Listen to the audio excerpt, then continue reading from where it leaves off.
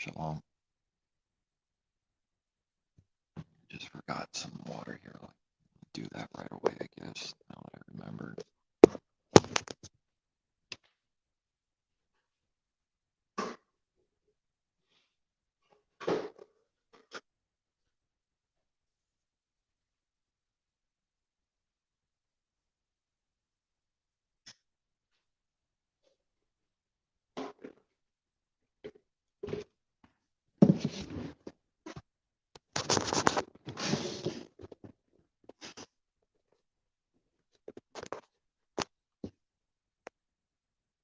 I had more come to mind on Genesis and a little bit to add. Not that it's never been mentioned or wasn't mentioned even recently, but something coming out of Genesis came to mind, and it's just more that was in his word from the beginning.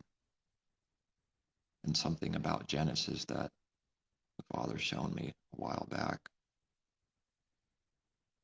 Something about how it's working and what it's teaching. With Genesis purposely not having the revealed law through the letter, like it came through Moses. In that way, the law was revealed and given, but it does not mean there was no law. The Father doesn't change, but man's all over the place. So now that I might as well pull that up actually, where it is in Genesis to use. I think it's, remember what chapter.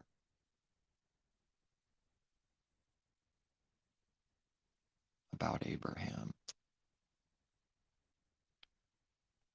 Is it 36?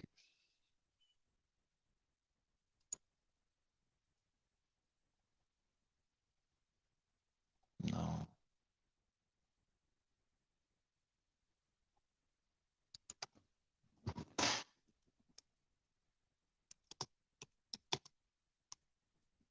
Let's see if I could do a search. There it is, 26.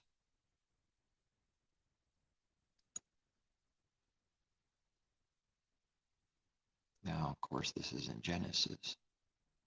So when someone says, like, if someone were to say that there was no law before, that it's just non-existent, they have to answer to this in Genesis before Moses, obviously with Abraham.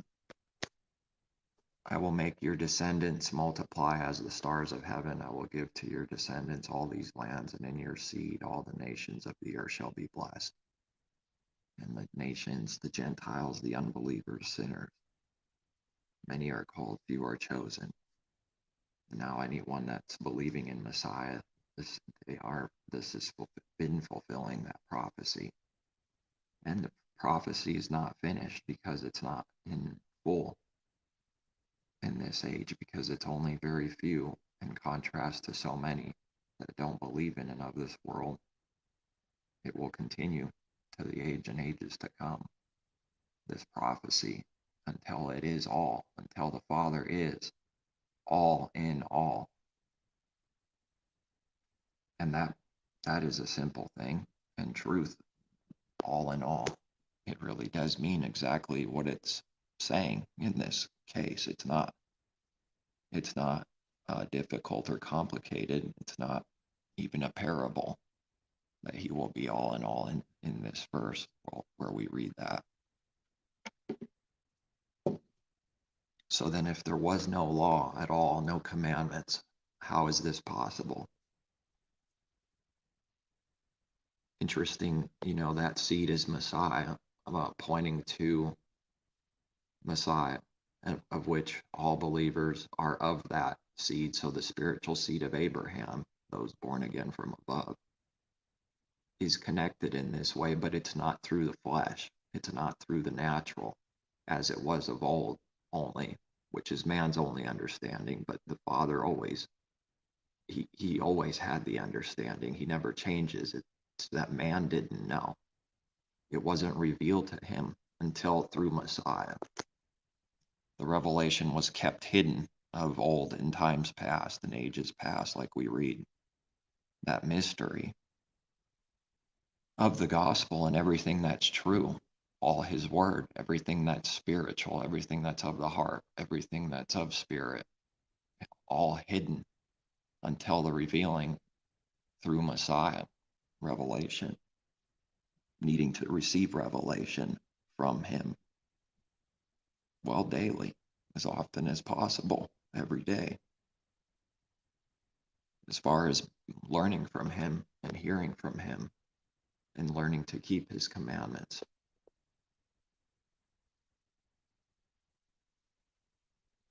Now in your seed all the nations of the earth shall be blessed, because Abraham obeyed my voice, kept my charge, my commandments, my statutes, and my laws. What statutes? What voice? What charge? What commandments? What laws? How could this be so? This is long before Moses, and someone would have to acknowledge that, that says there was no law before that. There wasn't in a certain way. It wasn't revealed the way it was until Moses. Then you say it's revealed through the letters, through being carved on stone, but that's not meaning that it never existed. That's to say the Father doesn't exist. He is his law. He is his judgments. It's who he is. His very word and his commandments and all his laws, all of his word is who he is.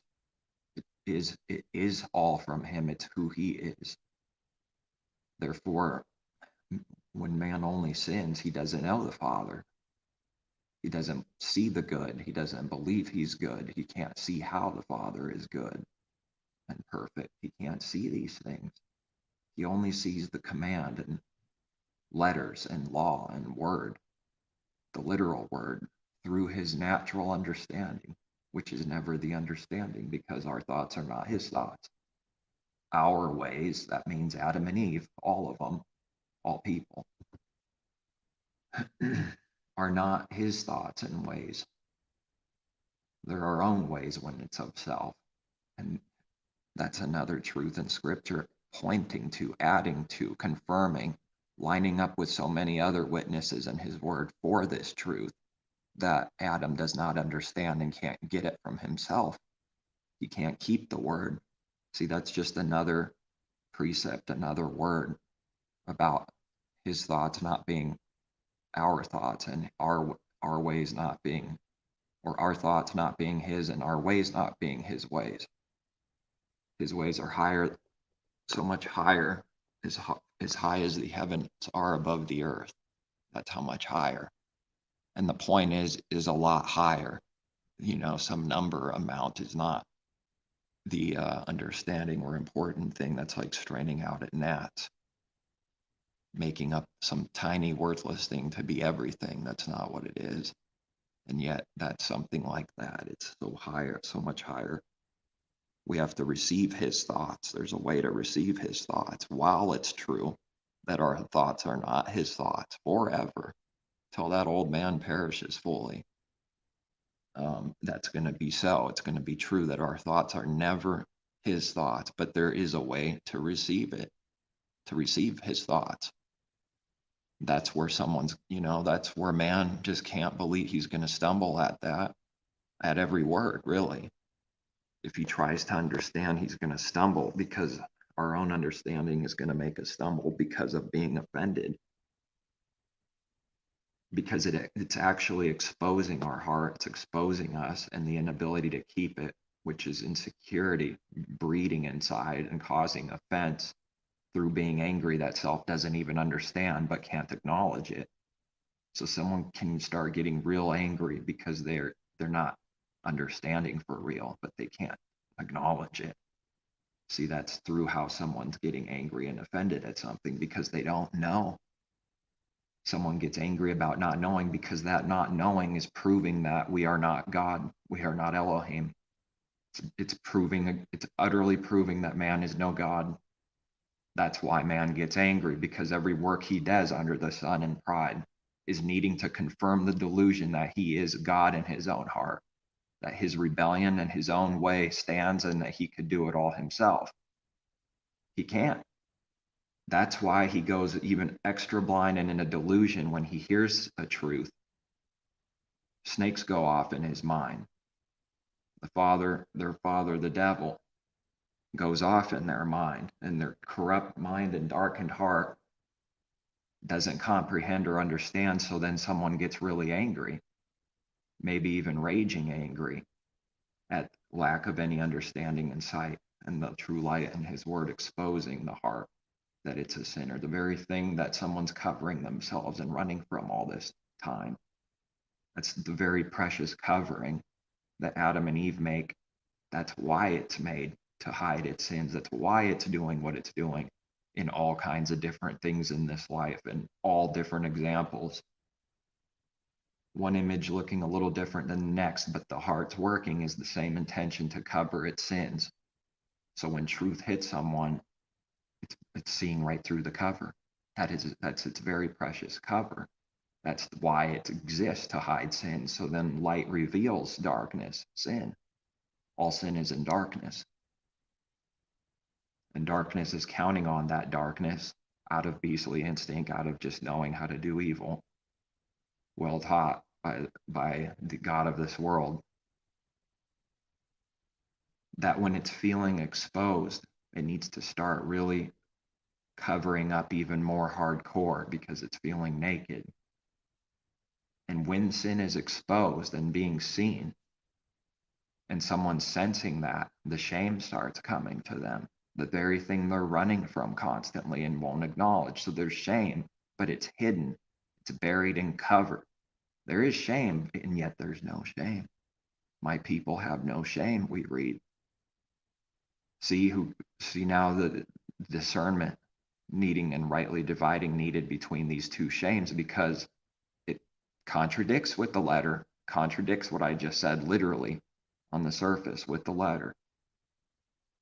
Then the understanding for both of those two things need to be given in order to rightly divide and see what each one is and how to do each one, separate them and not see a contradiction in our heart. These things can't be made up. But the enemy claims, can so easily make that claim that his people are just making whatever they want up. It's them. That's them. No one can make something up. No one can just be making something up. That doesn't happen. It's not possible. Now someone can be in a delusion doing that evil work, making things up. But that accusation goes against his people. Light's in the world. And they can't see that it's actually them still that hasn't repented and that are doing that work daily all the time and never repented for it even once. So there's a shame that happens when nakedness is revealed. When someone thinks their nakedness is seen, there's a shame. And what do? We'll cover it up. Instead of acknowledging it to the Father, cover it up. That'll make it go away. Well, the Father doesn't allow it to go away. That's an abomination. It doesn't go away. He allows man to be deceived, to think it goes away. That's a delusion. It's a punishment to love our own way. He gives us over to our own way. Someone wants their own way so bad, he so often gives them exactly what they want. Now, that doesn't mean in every detail and everything, he's the creator and no one's pulling his strings. But as a judgment, he gives what we want. So then we can't be wanting our own way, that because he will give it, it's already given. So everyone has it already. They're in their own way.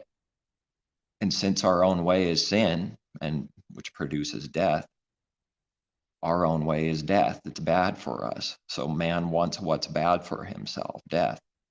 There is a way that seems right in man's eyes, in his eyes, but the end of that way is death. Now it's interesting how certain scriptures, his word is worded. We can't go off by what it sounds like, and that's it. It's got to be receiving from the Father and righteously judge and discern his own word, but that comes from him. That comes from above to discern and judge his word, not with the wicked judgment, looking at it from a mountaintop, condemning it, stepping on it. But there's a new good way for all those that believe to judge and discern his word, and it's coming from him. It's utter denial of self, not coming out of pride and judging it through condemnation and making up whatever it wants, of which can't actually be so. It's not possible to just make it up, because there is a such thing as contradiction. And a contradiction cannot be true. If it's a contradiction, it's not true. So it's not possible. And that's how I say it's not possible, through seeing those things, those steps, or what stepping stones to get to that word of it's not possible. But there is a natural contradiction with the letter, and then there's the real contradiction, the very thing that the Father is caring about, that is the highest thing. All his word is speaking the truth about heavenly things, spiritual things. We're not commanded to compare carnal with carnal out of truth, but compare spiritual with spiritual.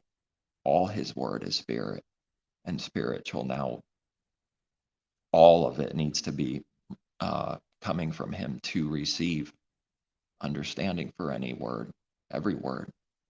And it's working like that with all his word. It was never what man thought. So he's very severely disappointed when he hears the truth. It's understandable to me why, because it's no different with me at all. Whatever new thing he gives, there's going to be enmity. It's going to be a war to get to the other side of that gulf. Like we read about the rich man and Lazarus, they won't be able to cross over, even though the dead are, even though someone's raised from the dead, they won't believe. That gulf is the crossing over in truth, entering the kingdom, crossing over to his side. But in every word and every law and everything, this needs to happen over and over again for every seed. So if it's a new understanding coming, we need to cross over on it, and it's going to be a war to get there. It's not a cakewalk or just walk in the park. It's got to be that way with everything. Yes, it's frustrating, it's difficult, and yet that's the truth. It's not a walk in the park to just cross the Red Sea.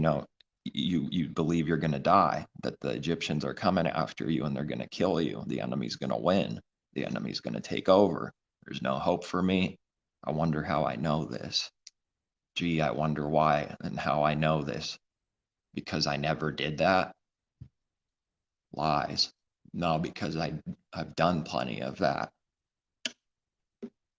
And it's a battle to overcome that every day with all things.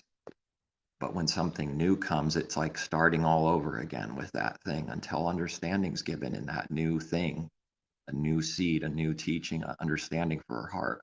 It's going to look like it did before with something else that the Father's given and answered to, and then we so forgetful lie and act like he can't do this again, or that he never did it ever, as if all those miracles and that giving never happened. That's what we have to watch out for, because I've done that too. You start going in that direction and it's like, wow, this looks just like the Israelites that always grumbled and complained. That's why we read not to do what they did and be like that, because they didn't work it with faith. The rebellion, as they are called, that went under Moses they didn't make it to the promised land. They are called the rebellion. And even though they saw literal wonders and signs, it's as if they never happened. Right after, one thing after another, and then we're going to die. You're not going to give us food. We should go back to Egypt and eat their food. I wonder how badly have I failed in that, throughout the years, not even seeing that this is being done for quite a while, and then starting to see and going, wow, his word is perfect. I am everything the Father says we are. Completely guilty as charged according to his truth. It doesn't want to keep anything. It's enmity towards him. It's a carnal, wicked mind, a corrupt heart of self, that old man. That's why it needs to die. That's why we need to die. We are the enmity standing in the way. But now, this is not speaking as if someone, for true believers that believe, there's a rightly dividing needing there too. It's seeing who we are, yet not condemning anyone in his way, and not saying someone's an unbeliever because this is true. It's true for everyone that we're sinners. That's what everyone is first. And now that's still going to happen along the way because we're, once again, not perfected in one day. And it's not an excuse to sin. But it's seeing these two things and how they're both true, that he proves and tests through his word by showing us through experience, through him giving understanding and knowledge and truth and experience and seeing what it looks like in the real world with this or that word. And proves it to our own self that our own self is the wickedness that he speaks of. It's proof to our own self his word is true. See, now a believer can't be partial even about themselves. I mean, what a crazy thing compared to what man is, his way. It is so 180 and vile to the carnal mind. It is perfect enmity. It is the last thing anybody would ever want to do, is do anything that's of the truth with the heart. Never. And yet, that's what believers need to seek. I mean, that's why we read repent, to believe in him, because there's no way apart from belief. There's no way to receive anything apart from faith through Messiah, and not a false Messiah and a false gospel. There's no power there. There is no creator there within them. Through a lie, he will not bless sin. So someone needs to be testing themselves and make sure that they believe in the true creator and the true Messiah, and not a false, like we're warned, not a false gospel and a false Messiah. Why do we read that if it's not a warning, if it's not real, if it's not happening constantly in the whole world? So now what Genesis is doing also, that he showed me some time back, is everything is divided into three major ages. Not to say there's not ages within those ages, but now I'm just speaking of three major ages. And that was everything before Messiah, the was in Revelation. Everything that is Messiah, from Messiah forward, is, the was is, and then the to come hasn't come yet. That's after this age, when he comes for salvation, which makes it sound like there is no salvation now. No, both are true. Salvation now and to come, because the fullness of it hasn't come yet. It's like a down payment. And someone can picture a down payment. You're expecting the full thing, but a down payment is just a piece of it. A piece of his spirit, his word, his truth, all things basically, but it's a certain piece. It's not the fullness. That's the point. Therefore, was, is, and is to come. Genesis doesn't have the law revealed in this way on purpose by the Father through a purpose, because it's all about denying self and just obeying his voice. It's obeying the command, his voice.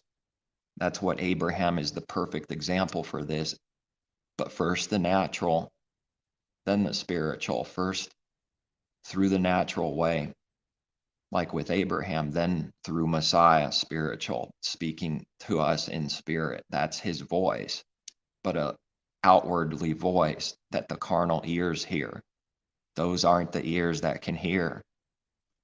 It wouldn't do any good because of who he is, and he never changes. If the Father spoke to someone from above with a literal voice, it would do them no good. Who can believe it? It would do nothing for them. Nothing. I'm convinced in my own mind that is the very teaching that Messiah taught. Though someone's raised from the dead, there's no miracle that someone can physically, literally see that would change them or do anything for them. It's the heart that's corrupt, not the outside. Not that the outside has no, that's not the point. It's just always about the truth of the heart, the heavenly things, the spiritual things that come from him. It's the heart that's sick, and that's within the body, the inward things. So then hearing from the outside, it wouldn't do us any good, even though he could do that. Well, he's already done that. Moses did hear the Father's voice, but now we got two voices. And this is how all his truth is working. Now there's two things, not one. There's hearing the Father's voice, and then there's hearing the Father's voice. Which one is it? See how both can be said. as true, but one is not the true because it's only speaking of the outwardly. Man can only understand earthly carnal things at best, and outwardly thin cover things with no true wisdom or understanding. It's not getting in his heart. So then the Father's voice we must hear is in spirit, speaking within us. Well, he dwells within his people. And then hearing him in spirit, as Messiah says, he hears the Father's voice and he obeys the Father. He keeps his will. He does what always pleases him, Messiah said. But now Messiah is not saying that he's hearing a literal voice all the time. He's speaking of hearing his voice, though. The true, the reality, who the Father really is speaking to him. Man just thinks he knows who the Father is through hearing the letter of his word, or someone preach it, or someone speaking to them with the voice. That never was the truth. Moses couldn't get it in his heart. And there's nothing we can do to do that. That's why it requires denial of self. The Father's not expecting us to do that impossible thing of doing it ourselves. That is the rebellion. That is all sin. Rebellion is wanting to do our own way in all things. Test it. Everything can be tested. And if it's the truth, it can be tested and proven. Now it's man wanting to go his own way, his own doctrine, his own wisdom, his own things that he thinks he came up with, all of himself, so that he can claim it for himself, so he can seek his own glory and be a false prophet that seeks his own glory and does everything for that wicked intention and is blind for doing it, and goes into strong judgment, never knowing the Father truly while telling everyone that they do. Someone better be sure they're telling the truth if they say they know the Father. They better be sure that's true, because they're already in the strong delusion if it's not. They're already in the strong delusion if it's not true, and it's only a judgment to lie and blaspheme and teach people lies and destroy them through it. It's a strong judgment to be destroying so many people, even one person, let alone many. Now Abraham kept the commandments, statutes, laws. What laws? Well, he doesn't change. That's not a joke. Everything for who the Father is. He's not a carnal commander. That's not who the Father is. He's real. He's not a wicked carnal commander. It's not the way man thinks, commanding with the letter of the law, and now do these hundreds of different things all at once with the heavy yoke and burden. That's the letter of his law. That's why it kills. That's why the letter kills, because people are using it through their wicked own self-understanding and condemning people and putting this heavy yoke and burden on them constantly, which is destroying them. It's wicked, it's evil to put this heavy yoke and burden that nobody could bear before. That's why we're reminded about it. What did they do? It wasn't about the words or the law shouldn't being kept. It's what the Pharisees were doing from their heart and how they were working that. That's why, is it in James or wherever we read? Peter, maybe, who said, why are you putting this heavy yoke and burden which with our fathers could not bear? See, he's not someone's going to use that scripture in the church world to teach the law was done away with. And it has nothing to do with that. Messiah commands and says, don't even think I came to do away with the law or prophets. He came to fulfill. Fulfill doesn't mean do away. It means to live it. It means every detail of every law and commandment is to be learned from the Father through Messiah in our heart and to fulfill it, because it never was fulfilled before Messiah, ever, not even in one person. That includes Abraham, because we're only looking at the natural with Abraham. The carnal man thinks he understands everything already and that he's keeping the commandments and laws, and unbelievers that don't go to church and religion think that they're also the same themselves. It's just they got different laws that make them righteous. It could be a different bag of tricks. Felix the cat. The wonderful, wonderful cat. He laughs so hard. He tricks people. I don't remember the words, but it's something like that. I don't know. That's what came to mind just now. So Felix the cat with his bag of tricks. This is who the false prophets are. Now this scripture is showing and proving one witness of there being all these things before the law was revealed, because Abraham is listening to the Father's voice. It's just to listen to his voice. He will teach us how to keep the commandments at his timing, because no one else can do it. No one else knows what the other person perfectly just needs. Can't just be saying, oh, you need to do this, you need to do that, you need to get rid of this, you need to get rid of that car right now, you need a different house, you need this, and just carnally commanding. The word means this about this, and you better do it, and it dumps a heavy yoke and burden instantly. The moment someone believes their lies, that heavy burden lands on them, within them, and it's heavy and it cannot be bared. It is a heavy yoke. That's why we read that the fathers could not bear. Out of his way in sin, it's supposed to be that. It's a punishment not to be able to bear it. In his truth, we have the promise of not being given too much that we can't literally bear. Only in his truth, through belief, do we have that promise. That's not promised outside of belief. It's not promised outside of doing the Father's will. It's a heavy yoke and burden, and it's going to be too heavy to bear. Anyone teaching otherwise is calling good evil and evil good, and teaching and justifying sin. All of it. Just with that one messed up teaching right there. They're implying secretly, and if that's the teaching, that's actually, reversing it, not a heavy yoke and burden, then they're teaching someone to sin while they look good, while they look like they're righteous. All while looking good. So the first age was through the natural first, because this is the truth.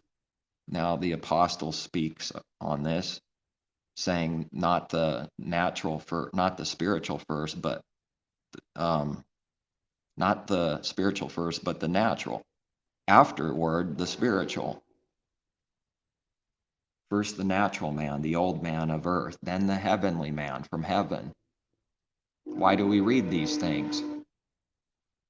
Train passing by, going on the straight and narrow railroad. That's what we have to do. Stay right on the narrow way constantly. When we start trying of ourselves, that is the rebellion, and sin will fall. We're going to trip. Or if we obey someone's carnal command right away and get deceived, that's instantly breaking his will and doing sin. That's the truth. As soon as we obey a carnal command, it's instant sin. It's instant deception. So it needs to be tested and proven and on guard. We have to be on guard, because the moment someone, they will start destroying us and start controlling us. Now, once again, how is, in a way, through experience, the Father gives also, besides him giving the truth and understanding, it's also through seeing self with enough light to see what self did and how self worked and how self thought, and contrast it to all the new things he gives. And then I say, well, I'm a hypocrite. I'm a wicked sinner. That's the truth. And I've got proof. I've got lots of proof, and he keeps on proving it more every day, and bringing to remembrance past things every now and then, something that was evil, and just sort of looking down with this sorrowful, wow, I can't believe I did that. And just always humbling through that, crushing us, beating us down with the rod and breaking us to pieces so that he can rebuild us right now. But there's always a breaking down happening, because that's just how much that needs to come out. He knows that timing. We don't know that timing. We can't command someone else on another person, don't even know who they are, don't even know their life, and now someone's going to say this is the Father's will. How do they know that's the Father's will all of a sudden? Some stranger they just met, or even if they know someone better through like being a friend, it doesn't matter. How do they know that's the Father's will for that person all of a sudden? See, even the right questions can't be asked in darkness. Ask these questions. Ask them. If someone tries to do that to you, ask them how they know the Father's will for you, because they want to control you. The devil wants to control us, wants to destroy us and put us in sin and put that heavy yoke and bondage and burden on, which is for the intention of destroying. Okay, a little cap fell off of my chair, beauty cap or whatever. So that's what the fathers that couldn't bear it, that's what that is. We have to get the sight and understanding on what this looks like and what it really is, this burden and heavy yoke, because it's being done. It's not something being done every once in a while with only a few people. It's being done everywhere. It's in all people. It's being done constantly. That's how perfect his word is. From looking like it has nothing to do with anything, and maybe it's only carnally true for a few people every now and then. This doesn't make sense. This looks worthless and stupid. All those things have to die. And the more someone receives, the more those things die. And the more we start lining up with his truth and who he is, meaning being in more agreement with it and seeing the proof in the world and in self, how all these things are working, and seeing proof that it is perfect. It is everyone perfectly. It is all billions of people, everyone. His word never failed in this way on anyone. It speaks the truth. He speaks the truth.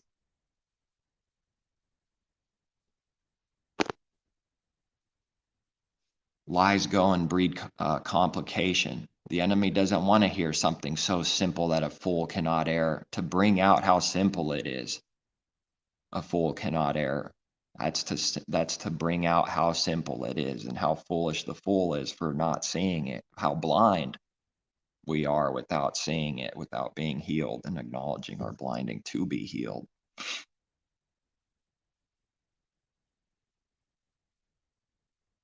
The natural mind is enmity, and it's that bad against him. Lost my thought. Keep my commandments, statutes, my laws. It's about following, oh yes, the complications of everything through the lie. It's incredibly how foolish and complex it gets because of it being stupid, because of contradictions and foolishness. It literally is foolishness, which creates the image of complexity. It creates the image of complex. So then when we speak the simple truth to a confused enemy out there, a false believer, they get very angry for this alone, let alone all the other reasons. They'll get very angry and feel exposed and feel like they're very foolish because they can't acknowledge it yet. Are you saying no, that's not the intention, to go around slandering people, calling them wicked fools, wicked fools, wicked fools, even though it's true. That's not the intention, to bring truth to someone, to do evil to them and condemn them.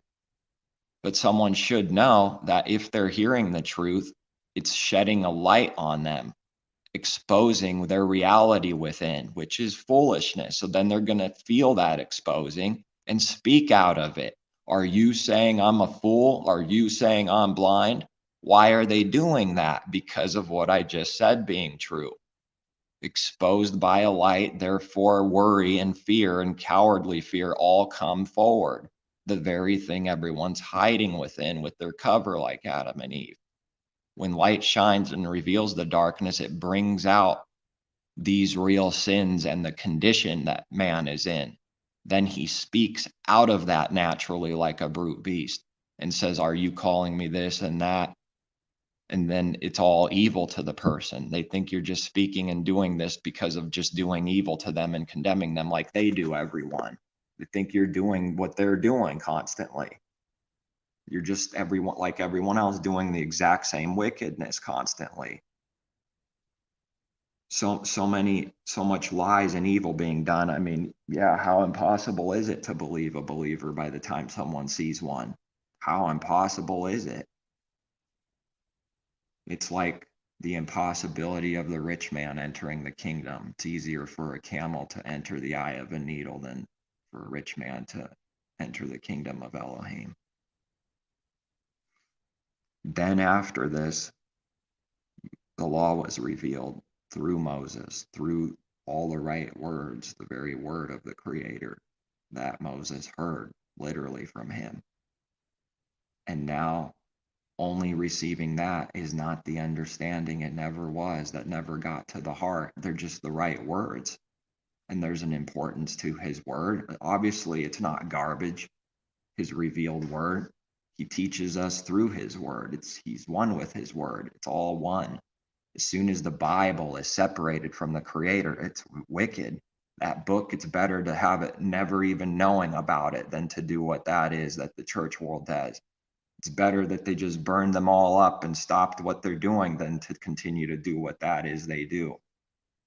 No, without the Father, his word is an enemy. His word is evil because of what man will do with it, because he doesn't understand any of it. He's going to read the letter of the law and go blind and not learn for 1,500 years. The whole entire point of Israel, such a massive, strong teaching, is that we can't do it ourselves. We can't do it. 1,500 years of Israel, still not enough for man to see this. He still can't acknowledge his sins and that he can't do it, that he's blind, that he's a fool, that he's all these things, a murderer, a robber, a thief, adulterer. You know, all the commandments, breaking all of them in the heart, every one of them. Lying, which is sorcery, and everything that can be named. So then hearing the literal word, the way a false prophet works through the devil, because that's who the enemy is, a carnal beast. It's something like what the enemy is like just a carnal beast, a serpent in the heart, just a natural brute beast, something like the animals, only going off of their brute beastly instincts and their intuition and things like that, feelings. These things can't be trusted because that's to trust self, of which is a beast that can't keep his law. Therefore, it's in condemnation and death all the time, unless through belief, having that condemnation lifted and the curse lifted. And now we got to get out of Egypt more day by day, but the curse, well, that went pretty good for timing there. Yes, the curse is darkness. The curse is darkness. It is the very death. That man says, I want to go my own way, and he thinks it's right, but it's leading to death. If it's leading to death, that means the whole way was death the whole time. If it finally leads to death, that means the whole entire journey was death. Just like the Israelites that didn't make it to the promised land. If they never made it, their journey was death, faithlessness. They never entered. They never were on the way, even though they looked like it. Can't trust what it looks like. Were they actually in the way at all? No. They didn't do it with faith. The one simple thing, faith. Faith is destroyed, we're destroyed. That's everything. It's the one thing a believer stands in constantly is faith. And if they start doubting, it will start destroying them. It'll destroy us. It will drown. That's why Messiah taught through that. Peter, I believe, sinking because he started doubting Messiah's command and word and his simple truth to stay in his rest. Just believe him. Don't listen to the world and follow its commands. Don't follow our own heart. Just simple belief in him that he will lead us in the way and teach us how to keep the commandments day by day, his way, his timing for every individual that believes. The moment we start doubting, we start sinking. It's going to feel like dying, because if it's going on for too much longer, someone will drown and die. That's pretty frightening. Who wouldn't be afraid if they started drowning for real? Well, what is that like spiritually? Because that's what he's teaching. It starts feeling like we're drowning to death, and death is creeping near to start losing faith. That's how important faith is. It's the only thing we stand on as that believers stand in is faith. Without it, it's unbelief. It's the destruction the whole world's in already. It's what we were first already without faith. That's how important faith is, and the devil attacks faith, but he'll try to cover it up so that it doesn't look like he's attacking faith. Because if someone can be deceived and never think their faith is being attacked or prevented, even keeping people out of the kingdom from getting near, then he has them in destruction and death. Then he has them, because then they won't have it, they won't see it, they won't believe. So always needing to watch out for any teaching, any lie, any wicked work that's attacking to destroy someone's faith with intent, which is to try to destroy someone's life. That's murder. They knew how evil what this is. If they knew how evil and saw what this death is and how horrible it is, taking away life or preventing it is murder. It is no regard for someone's life, and we're not speaking of being literally alive. What does that mean to the Father? What good is it if someone's alive and they're dead? What if they gain the whole world and lose their own soul? What profit will it be to them? They're dead, they're destroyed, they're in destruction. They can't even carnally enjoy their riches the way they thought they would or wanted. They're so destroyed. Anyone in unbelief is in darkness. They walk in darkness and destruction. And the end of that way is death. How much worse is it going to get if someone's not at their end yet? And if the end is death, again, that means the whole way was death, but it only waxed worse and worse instead of growing in Messiah better and better, closer to him, in light, in truth, going in the opposite direction of everyone else in the world that doesn't believe, like looking like a crazy person, like an insane person going against everyone. Isn't it going to make it look like we're going against everyone? Is it not going to look like that? It's supposed to. There's no other way it can look for a true believer. Now, what will the enemy hear? He'll hear those words of going against them. They think you're coming to kill them for evil. You're better than us. You think you're better than us. You're going against us. They see something about that. They don't like it. It stirs up envy and murder in their heart to murder his people. That's not the going against that I'm speaking of. Can they hear these words? It just looks like we're going against everyone. It looks like that, but it's not that evil work at all. It isn't what the carnal mind thinks when he hears those words, going against them, to fight and destroy them, to murder them, to slander them, to try to deceive them and lie to them. That's what the enemy's going to claim, because it looks like it to them, because they see the fish going upstream and all the other ones going down. It looks like that fish is against them. It only looks like it. It's not evil, because it's depending what the heart's works are doing, of which the enemy can't see and is not discerning ever, but only the image and the outward appearance of everything. It looks like the fish is going against the enemy in some kind of evil. Well, then it must be so. No, it's not so. For those that believe, it's not so. It will be so for all those that don't believe, because there is no light, there is no contrast, there is no doing good apart from the Father. We can't even do it without him at all. Without Messiah, we can do nothing, as he said. Without the Father, Messiah could do nothing. See how one? Father is one in Messiah, and his people one with the Father and Messiah. All things were given to Messiah to go through, to command. Everything is going through Messiah, therefore we can't do it without Messiah in us. We can't. His way is not possible without him, without faith in him and seeking to do his will, the Father's will, and following Messiah and not our own self and others in this world.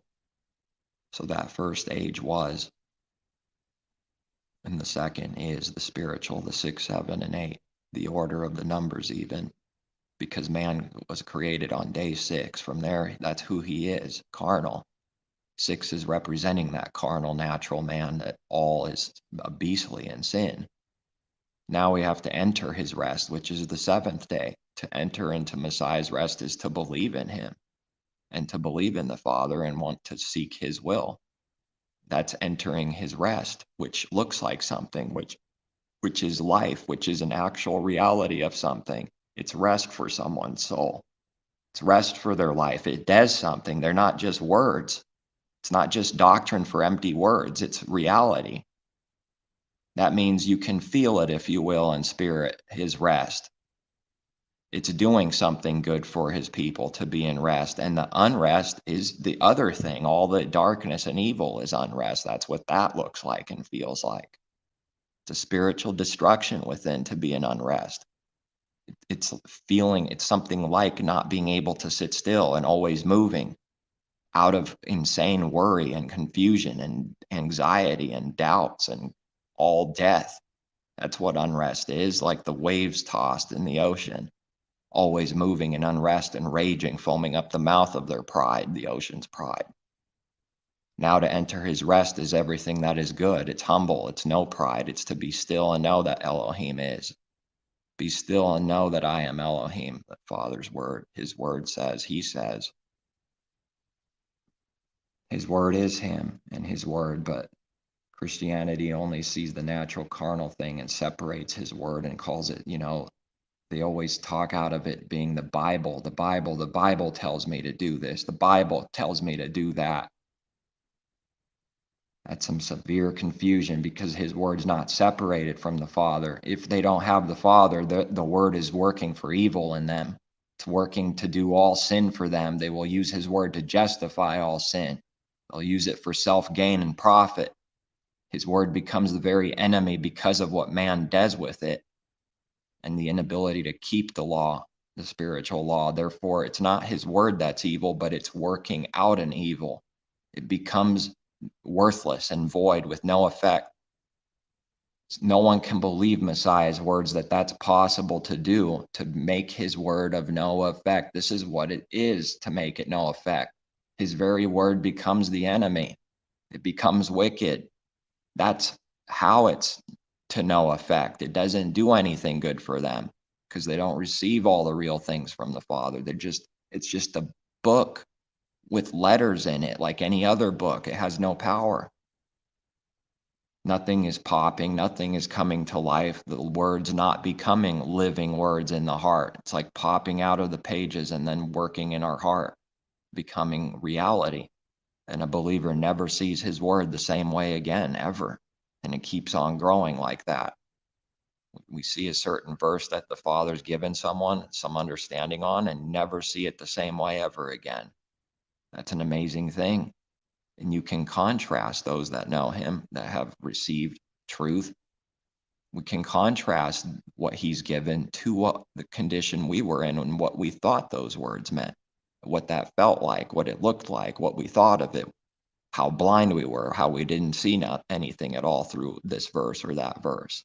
It was dead to us, and we were dead to him. But now you become living, living stones that were dead. Alive. He can make any stone and turn it into a son of Elohim, daughter of Elohim. He can make those stones cry out and turn into a believer into life, where his word is only connected and seen with the Father. The Bible, the word, is not separate from him. It's not separated from him. The moment it is, that is a person doing evil continually. That is someone that doesn't know him, even though they use the Bible. That's why it's got 66 books. It's a sign that these are the books. These are the letters. These are the words. This is his word.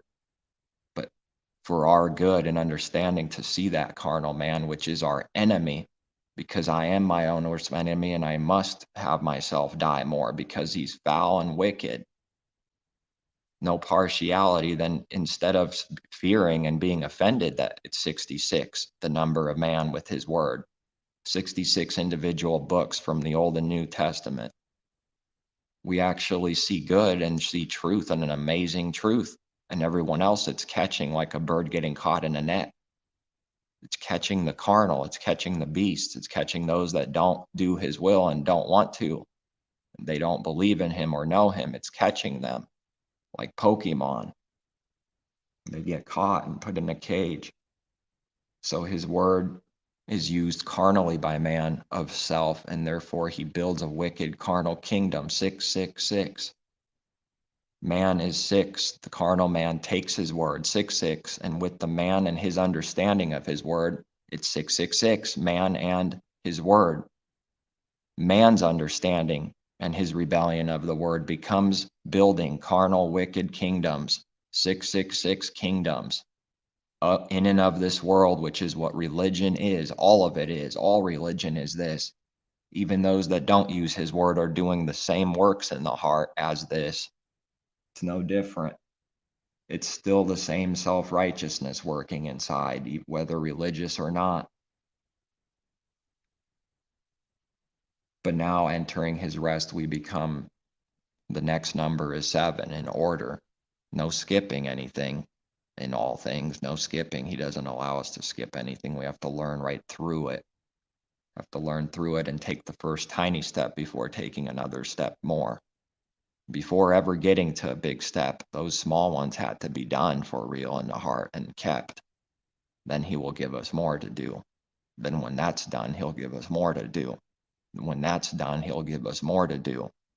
And then in the meantime, perfect those things, because they're not just perfected instantly the minute we learn something, but now working out that sanctification that Messiah died for, so that we can believe and live and keep his word, because the breaking of it is the curse. Sin is the curse. To not be able to keep it is a death curse. The ability and a way made to be able to start keeping it under his favor, where he doesn't condemn us for not knowing it all. Boom, not knowing it all right away and not being able to keep it all right away. He doesn't condemn a believer for that. Now it's got to be through his way, though. Got to keep going, marching to the promised land for real, and hopefully for anyone, well, every true believer, that hope is, and we are supposed to believe always that he will get us there and not ever doubt that.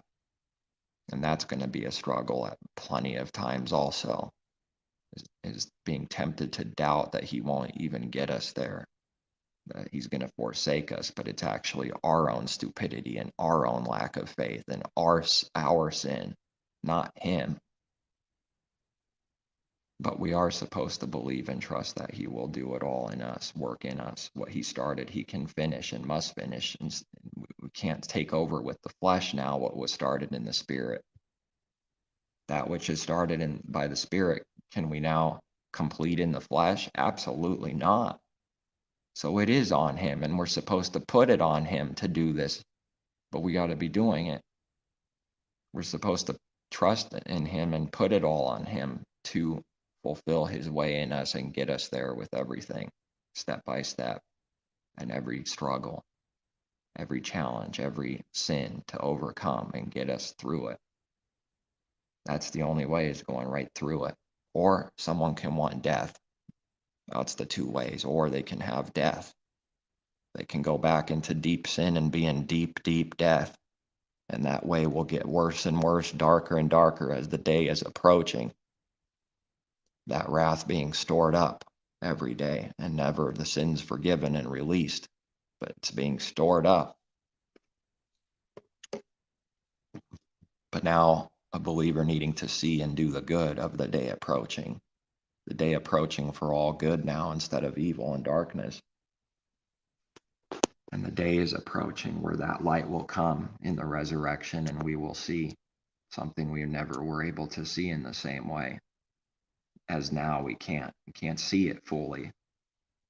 But until the day dawns, until the morning star rises in your hearts and we see him as he is, that's the way. The other way is man's way, the rebellion. And after 7 is 8. That's the new creation, because that's the cutting off of the body of sin to be made a new creation in the resurrection, completely made new. A new Adam, what he always needed to be, in the image of the Father, in the image of the Heavenly Father. The complete thing, the resurrection, the salvation at the end. He who endures to the end shall be saved. It's the truth. He who does not shall not be having that salvation. It's not going to just come like that. There's no free ride. Everyone's going to have to see. who and what they are. It doesn't mean there's no hope for unbelievers ever, forever. It's also true that that's for believers that endure to the end to see that salvation on that day when it comes. After 2 days, he will resurrect them. They will rise. On the third day, they will live. And after 2 days, immediately after day 2 at night, and when the sun rises, just as the sun rises on day 2, that's the end of day 2 and the beginning of day 3 at the crack of dawn when the sun rises. 2 days night, 2 days approaching the morning, late, real late, second day, a little before the sun rises. After 2 days, his people will rise, and on the third day, see, the very end of the second day and the beginning of the third day are happening at the same, they're one. So they both are true after 2 days, and on the third day they will rise, the very beginning of the third day. Right next to the very end of the second day. Right down to the second. And then it goes from day 2 to 3, right there, right when the sun rises. So that's to make it to the end, something like that, to see what we need to see to be saved, to have that full salvation that we don't have right now in full. It's not here yet. He who endures to the end shall be saved in this way with this salvation. And 8, putting off the body of sin, the new creation, circumcised on the 8th day they were, because 8 is representing that new creation in Messiah, the complete thing, the to come thing.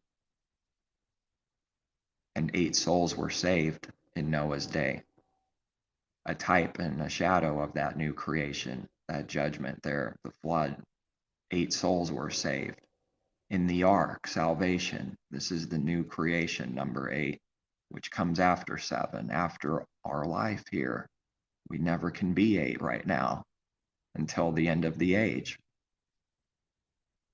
Therefore, everyone has to endure to the end throughout these generations, throughout this wicked age, the new covenant age, as I like to call it, because that's what it is. It's the new covenant age. Church world is doing some trick when they say church age. It sounds right without sight and understanding. It looks right without any sight and understanding. It's not right. What they mean by church age is not the truth. How they get there and what they think that means is not the truth. But nevertheless, there is an age, and it's the new covenant age. And the Father won't stop there.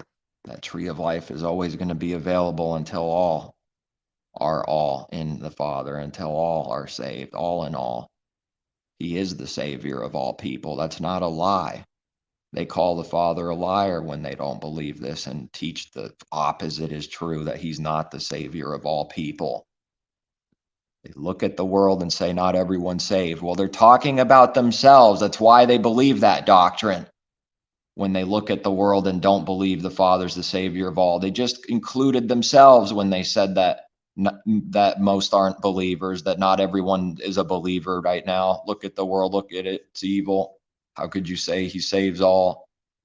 When did we say he saves all at the same exact time? Never. But that's what they are secretly implying on you, so that they can condemn you and say and make you out to say that that's what you're saying or I'm saying. No, we're not saying that everyone's saved at the same time. That's a lie. It's not true. Not everyone is saved at the same time. Now, that doesn't mean he's not the Savior of all people. They can't see. They don't want to see. They don't like the good news. It's too good for someone that's still in enmity and death and condemnation and wrath.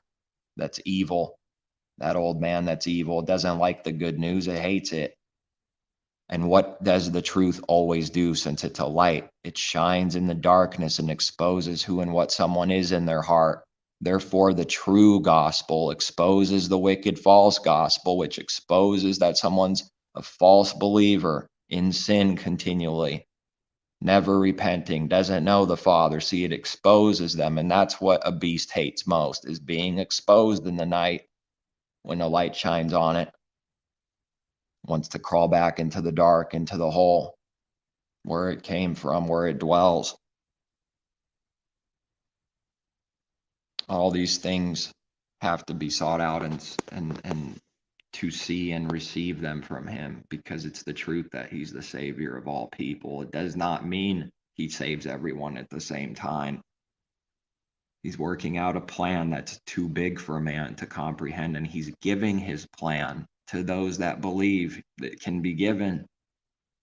They are the only ones, true believers are the only ones receiving all these things and understanding, coming to an understanding of his plan of salvation for all, how it's working. It takes a lot of patience to believe all these things, because it's through so many different ways. The patience needs to be had through so many different ways, including the patience to see all the suffering of the world, knowing the truth, but still knowing also that it can't come until the proper timing, and there's nothing we can do about it. That takes some severe patience. That's a hard thing to see people die and suffer, knowing why they do, and that the whole world's lost and hopeless. That's a lot to take in and overcome all by that, just by itself, is to see that darkness and know what it is. And then they go and teach a wicked lie. It's already horrible, just the way it is right now. And then they throw their doctrine of torturing people forever on top of it all. What a heavy weight and impossible burden to bear. It's not supposed to be bared. It's impossible. What a heavy thing to throw on someone after they're already destroyed in sin and walking in darkness for years and decades, and then they hear Christianity's gospel. How on earth can someone love that with their heart and truly see what it is and love that? They're blind, they're not seeing it. It's why they're able to make it look like they love it, because they love the evil and the condemnation. It's not who the Father is. The street preacher, always having hell on his sign, is in very severe confusion and in the darkness himself. That's not the Father. If they knew the Father, they would never be able to go around with a sign condemning people to hell. The vast majority of creation to a hopeless hell with zero mercy forever and unimaginable pain forever. As if the pain isn't already enough, as if the pain isn't already strong enough. And I'm sure, and I'm convinced in my mind that it is hurting the Father a ton, as if it's not already hard enough. Then they throw that on everyone. Utter hopelessness, pitch black darkness, with light because of the fire that's burning so bright. What evil contradictions. What an utter lie. What a massive blasphemy against the Father and his name and all who he is. It's blasphemy on him. They have blasphemy written on their foreheads, the harlot. As Revelation says, it's written on her forehead, harlot, mother of harlots. She needs to have children too and spread their seed in their kingdoms. It's called the devil's seed and the devil's weeds. They got work too, but they're doing the devil's work and not the Father's work for the kingdom of heaven. Not speaking the truth and giving the good news to people.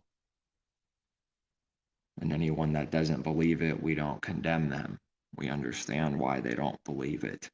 We walk away and that's it. We know they'll live in darkness and be dead in their sins and get worse and worse. We know that. It's why we want them to believe. We know something about this darkness and death, and it's not good. Now, through all this, the Father can show so many things. It's where to even begin with all the contrast for how he gives. How would he even show that he's a giver? Without all this darkness, he wouldn't show any of these things. Evil is a necessary thing that he created. He's able to do that and not be evil. Who can see it? Who can know it? Who believes our report? He's able to create evil and not be evil or do any evil, because man's not learning what evil is. Therefore, they don't see how that can be so. Then they will have to believe our Creator is wicked, even needing to believe in their heart that who we speak of is the devil. When it's them, their father's the devil. But what do they think it was supposed to be like if someone's still in sin and unbelief? It's enmity. That means to the carnal mind, the father is an utter wicked enemy. The devil himself to them, and to the father, man is an enemy. Of course, the father's not doing that same evil to man that man is doing to him. Big difference. Eternal difference, if I must use that word now, that contradicts, because that means no beginning and no end. In the beginning was the word. Well, there goes eternal for us. It doesn't apply to us. It doesn't apply to us. There's no reality in literal no beginning and end for us. If that word can be used only one way, and that's towards the Father himself, and that's it. It can't be used for anything else, because it's not that. Now they don't believe the creation had a beginning. Well, okay, you don't have to believe it, but you sure sell you do and say you do. They don't see the sin in that, the hypocrisy in that. It's a problem. Why are you teaching people lies and hypocrisy? Don't you say you believe the word? You don't have to believe the truth. Not forcing you to. But now they do say that he created the heavens and earth and that it had a beginning. And now they're against it, against their own selves and their own word, their own doctrine. They're against.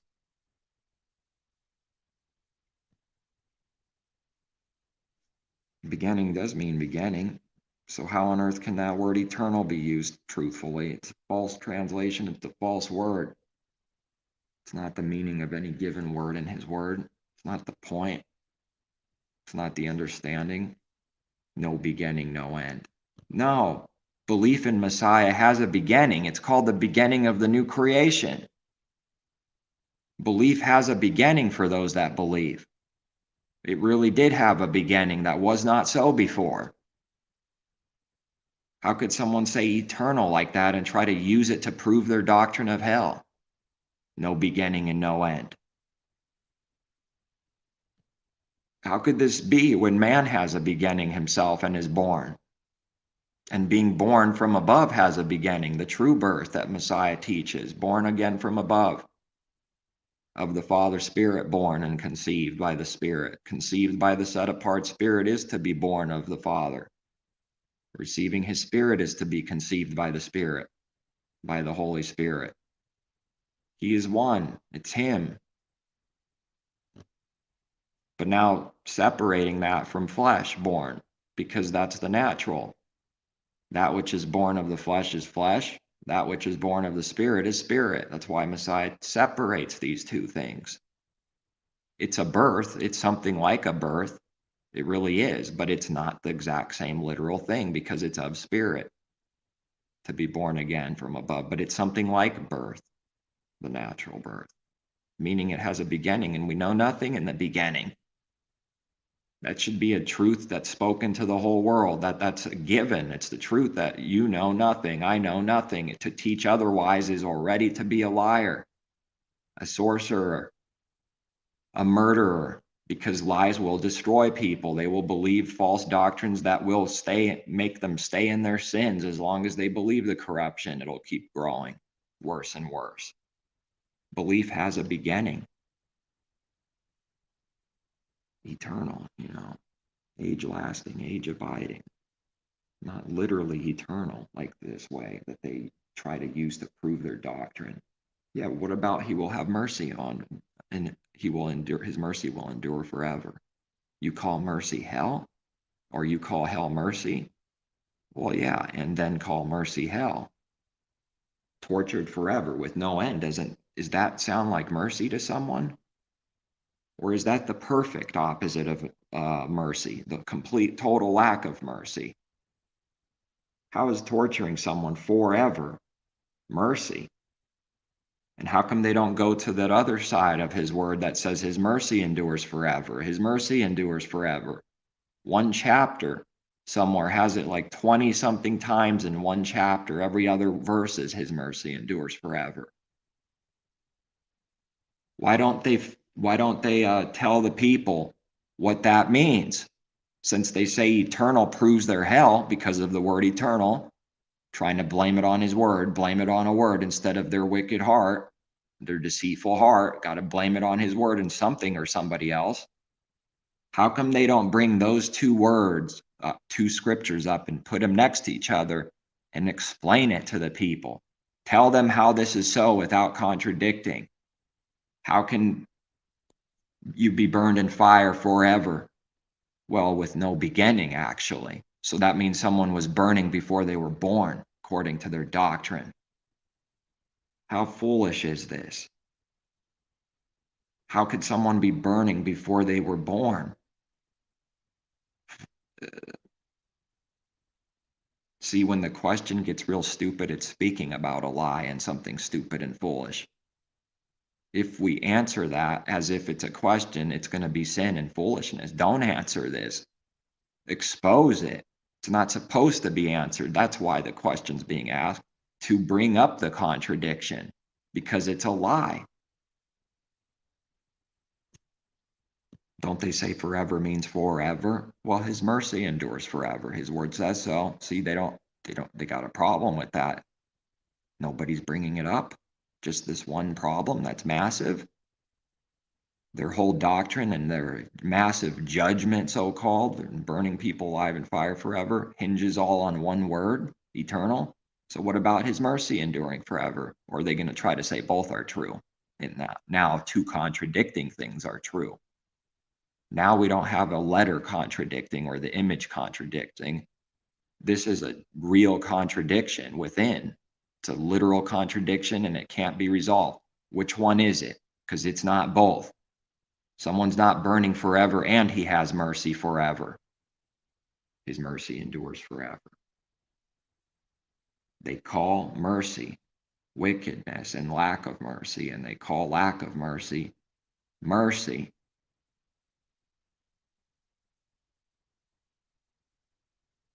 They don't have to say the literal words from their mouth to be doing that. They're doing it still. They're doing it and teaching people that. They're doing it with their heart, the only real thing that matters. And then 6, 7, and 8 adds up to 21 when we add up the individual numbers, and then 2 plus 1 is 3, the 3 ages, confirming the 6, 7, and 8, 3 ages, 6, 7, and 8 was, is to come. Those 3 numbers added up is 21, and then add up 21 until we get one number. 2 plus 1 is 3, which is the 3 numbers, 6, 7, and 8. It's a circle. It's confirming itself. Oh, that must sound stupid. I know it sounds stupid. It's not stupid. It's pretty amazing, actually.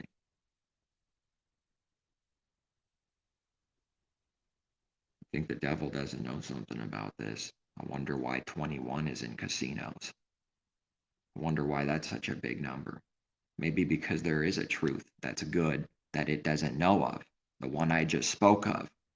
And it's only mocking that truth and selling some kind of lie on it through gambling and sin and wickedness. And now 21 just means some worthless, wicked thing, masquerading as wisdom, masquerading as truth and righteousness.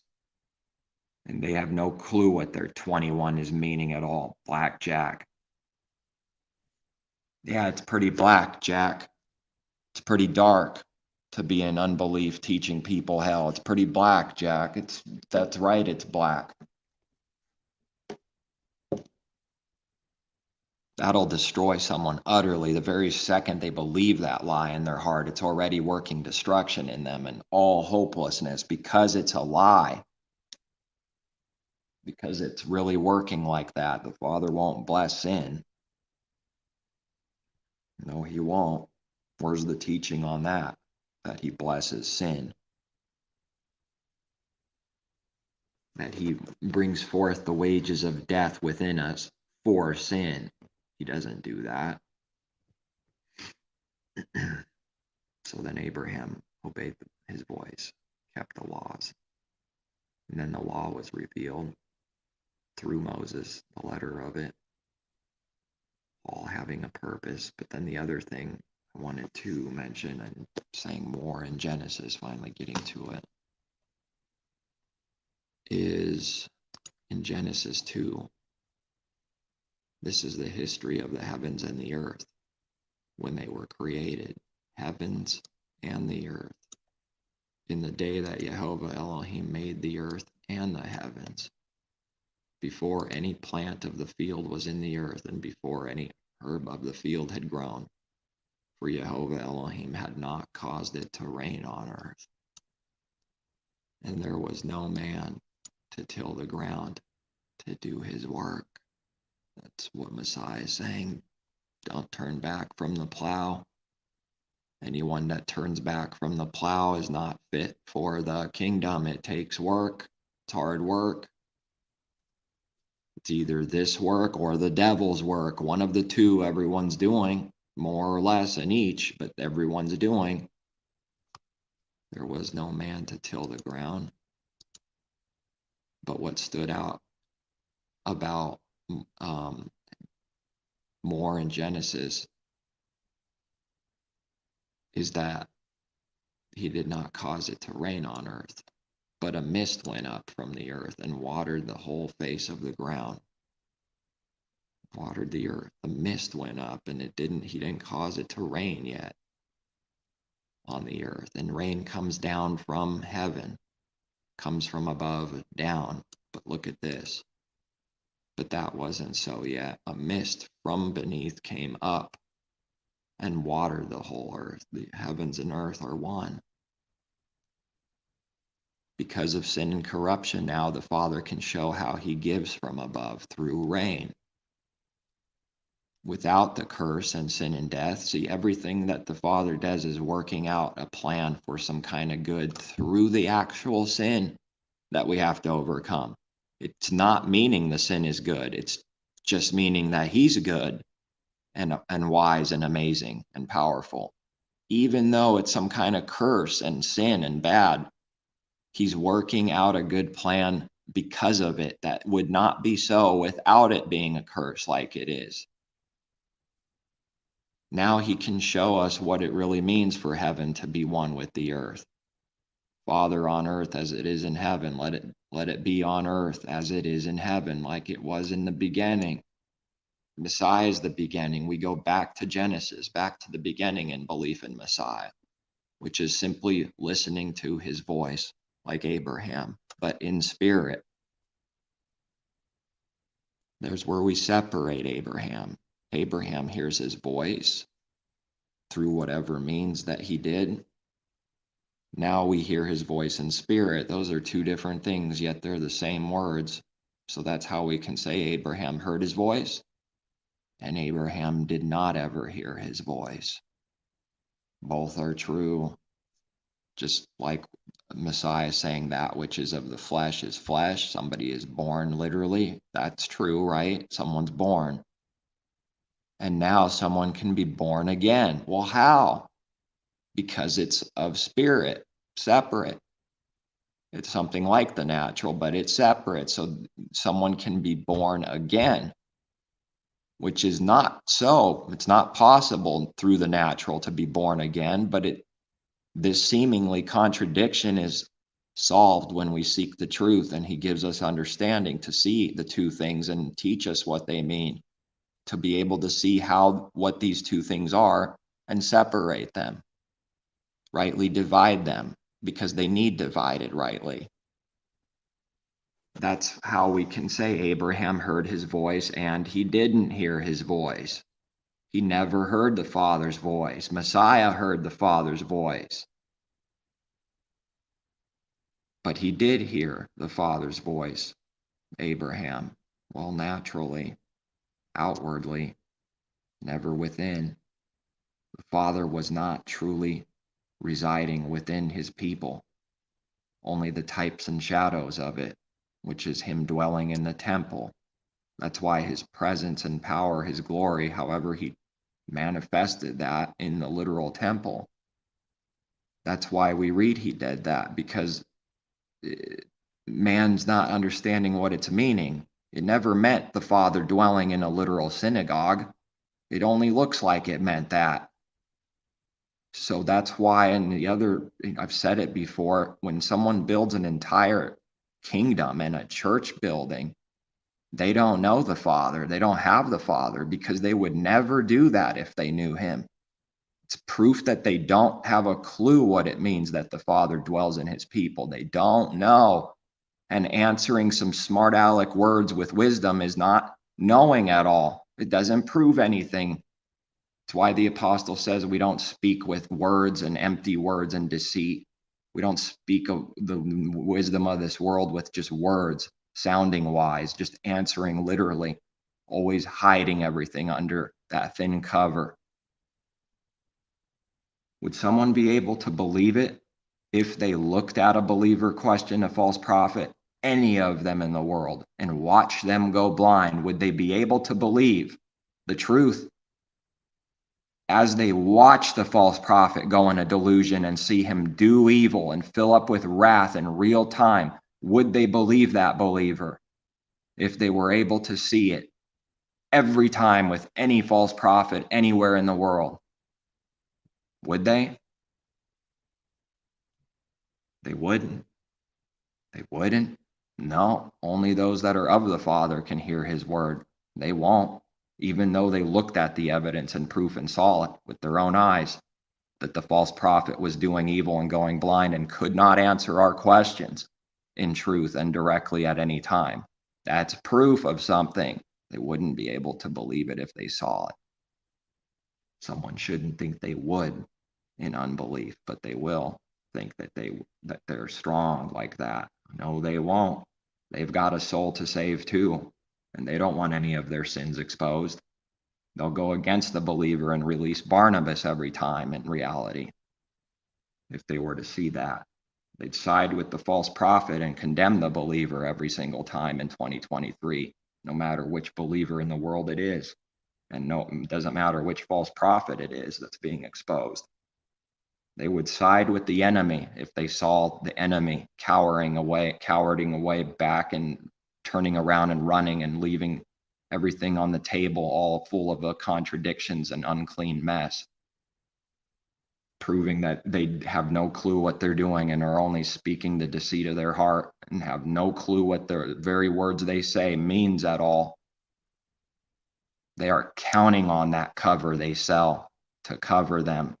They are counting on that cover to hide that they don't know any further. If you were to question them out of truth, they would not know any further how to answer.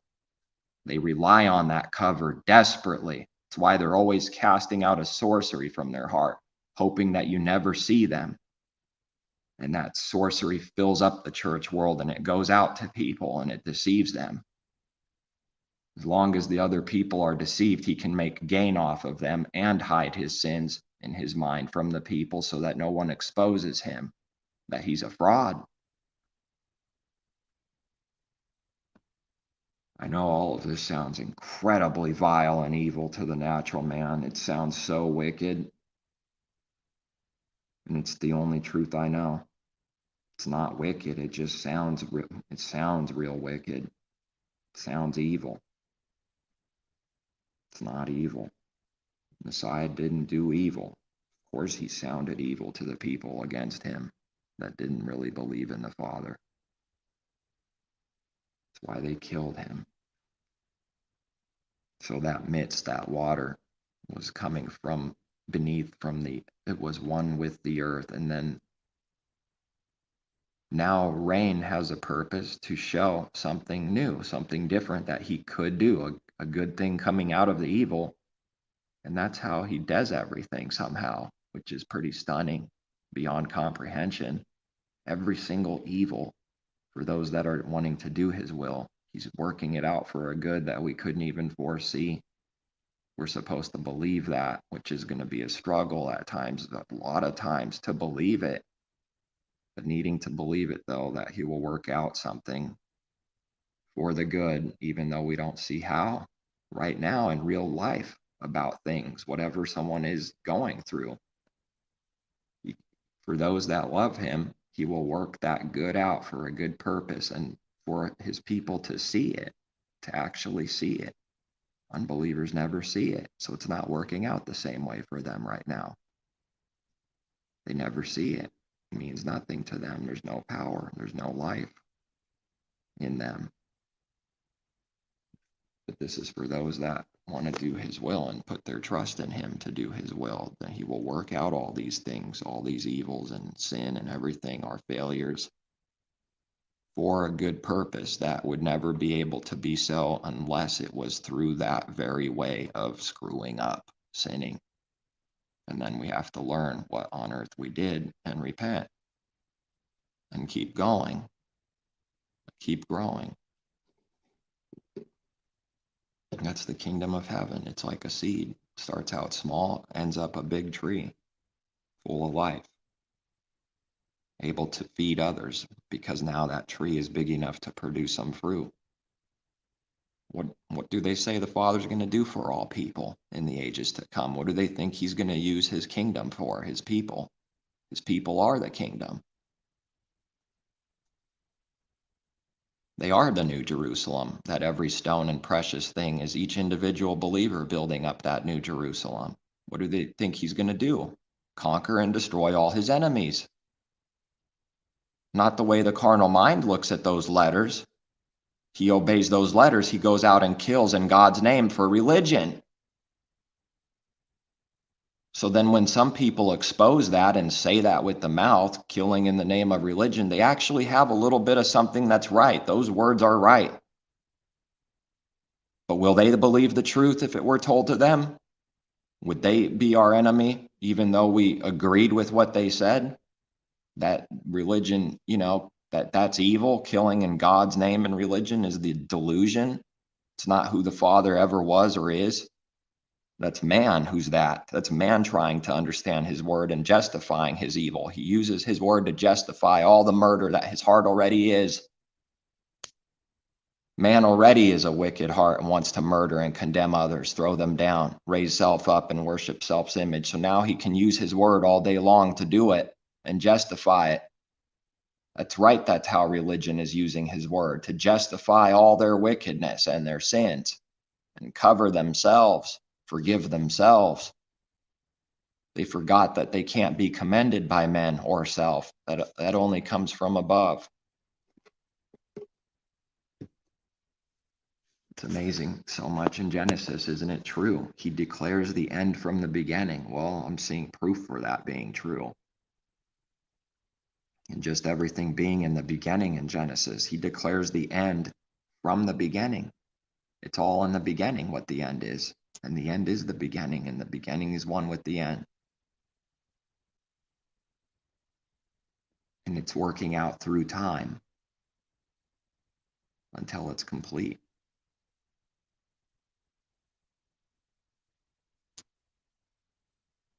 Pretty stunning. The three ages. The Father is love. He is not wicked. He doesn't tempt any man to sin. Do they really believe that, or do they just say that? 1 minute they're using scripture to justify literal bloodshed and literal sins and wicked works of the heart and sin. And then they read that verse the next minute, that he does not tempt any man to sin. So they're using his word to say that he tempts man to sin. He tempts King David to sin and kill people. They're going to use those words to justify their brutality and their hell and all their false doctrines, but then they're going to read that verse and say they believe that he tempts no man to sin. Can they see themselves? Can they see that it's protecting all of creation and covering all of creation's sins?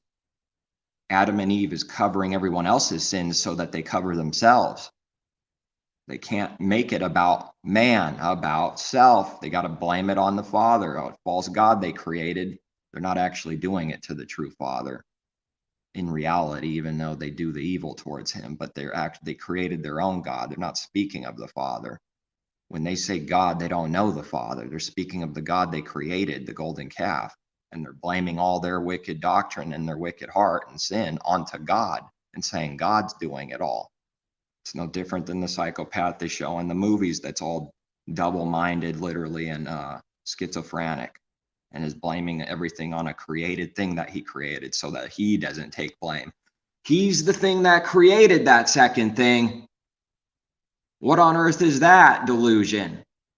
He created the second thing to blame. It's all him. He created the second thing. Therefore, if he blames it on the second thing, he's still blaming himself in reality. It's not working.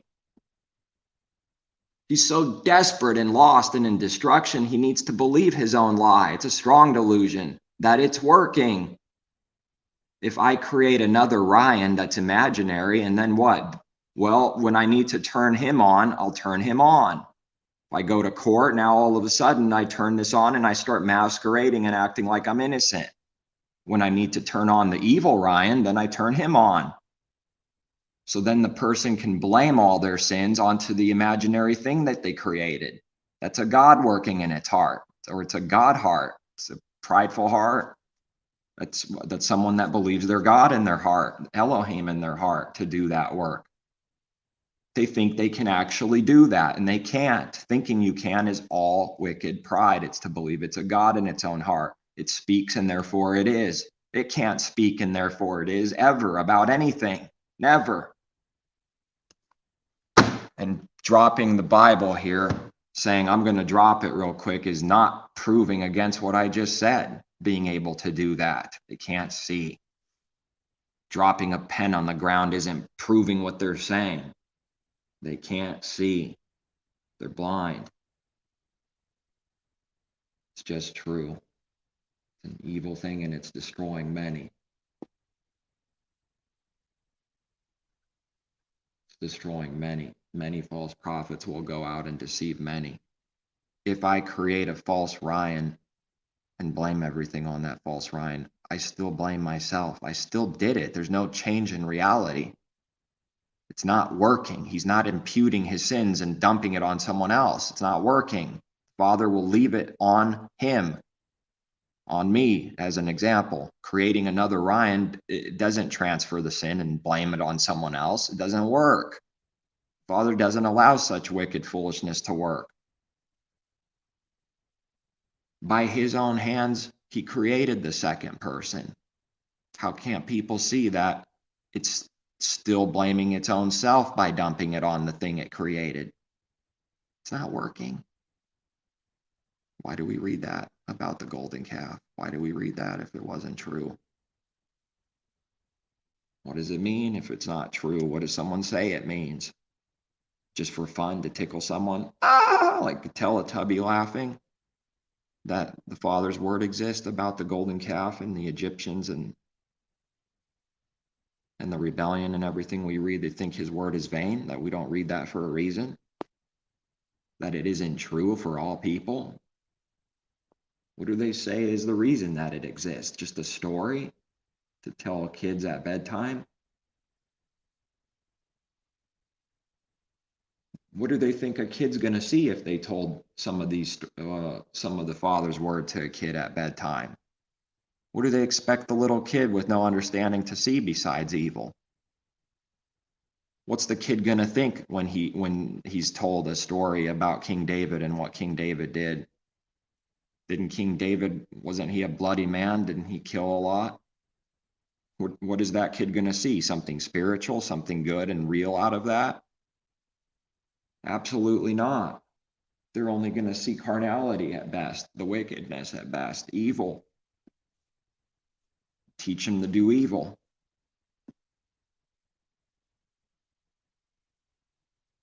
Unbelievable.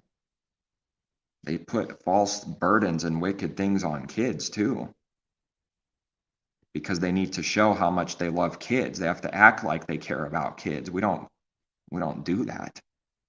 We're not supposed to act about anything. That's not love, that's wickedness. needing to desperately look like I love a kid or something is evil. I don't have to do that when I know I don't hate the kid in my heart and the Father commends me. And I know in my heart it's true and I'm not being judged and I'm not being punished for someone falsely accusing me. Of course, we do have to know, but I'm using an example of a good work being done. You see, when in unbelief, someone has to desperately make it look like they care because they have no care. How could that be care to teach a kid how to murder people? Let them think that that's what it is. It's not love. And this isn't about telling someone how to run their kids. Someone's going to make it about that, though. That's against the truth. They're going to make it about that so that they can condemn me and anybody speaking truth. So they try to make us look foolish and evil and bad and then condemn because they don't like what they're hearing for truth. Got to dig up some sin now. Got to destroy them now. Find sin on Messiah and try to destroy him now and condemn him. Messiah said that they will condemn the Son of Man to death. They will condemn him with the wicked, with the unbelievers, to death. They condemned him, all right. Condemnation is death.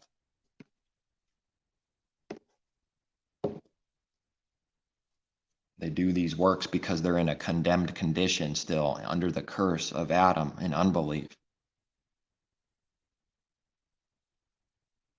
His way is so perfect. There is no lukewarm thing to live for real. It's a delusion. His way is perfect.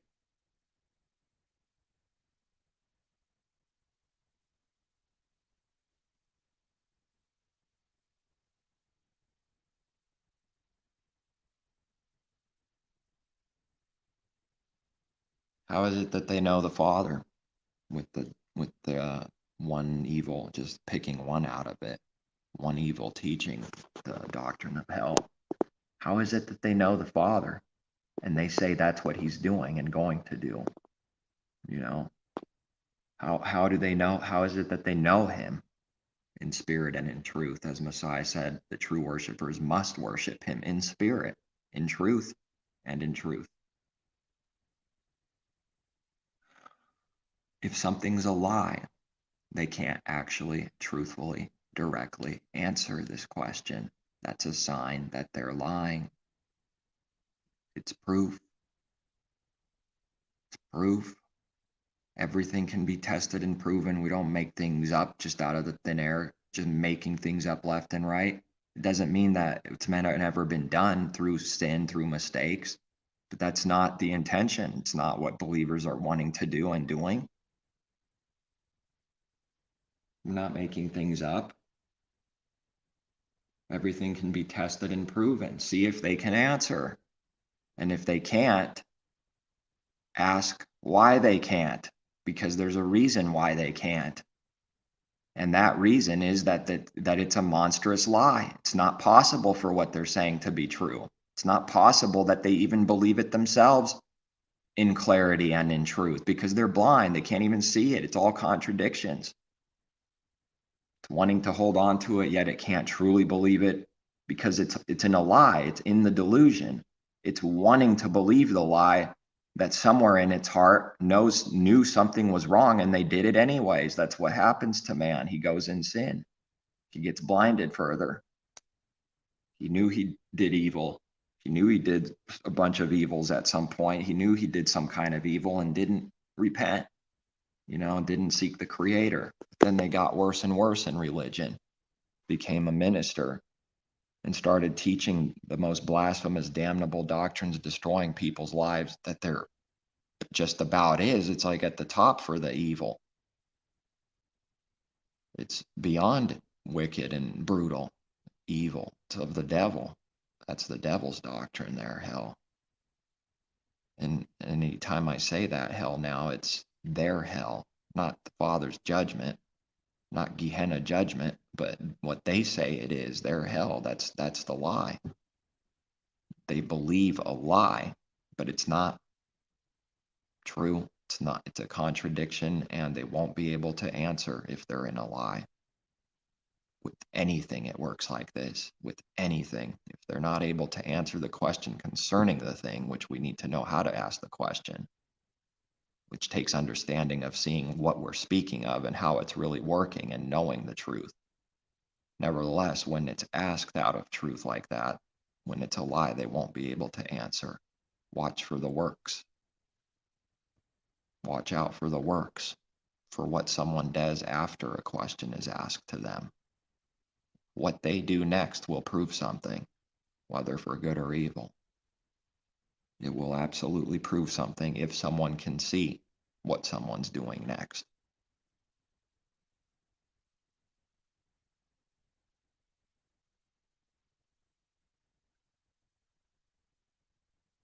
They couldn't answer that his mercy endures forever and he punishes people, he tortures them forever, because it's a contradiction in reality. Therefore, that can't be true, so they won't be able to answer their lie because it has no answer. It's a lie. It's not supposed to have an answer. That's how it works.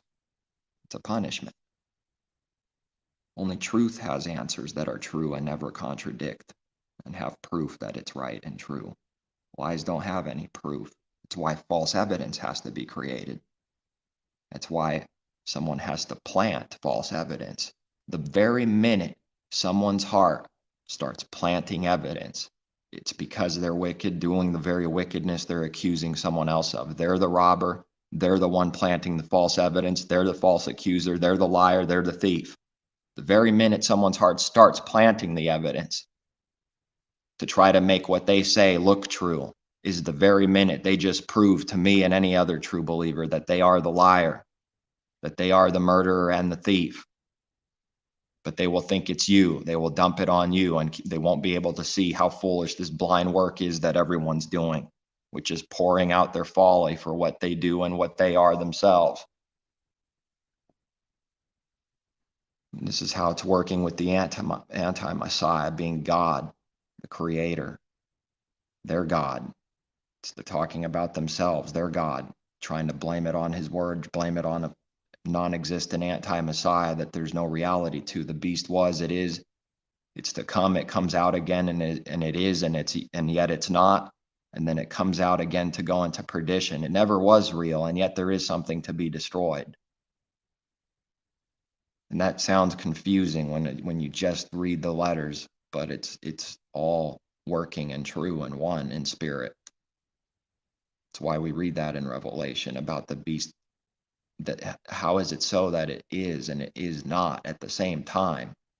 See, that has to be sought out for like any other truth in his word. How could it be that the beast is as if it is existing, and yet it is not as if it's not existing? And then it comes out so that it can go to perdition, so that the Father brings out the beast so that it can go to destruction where it belongs.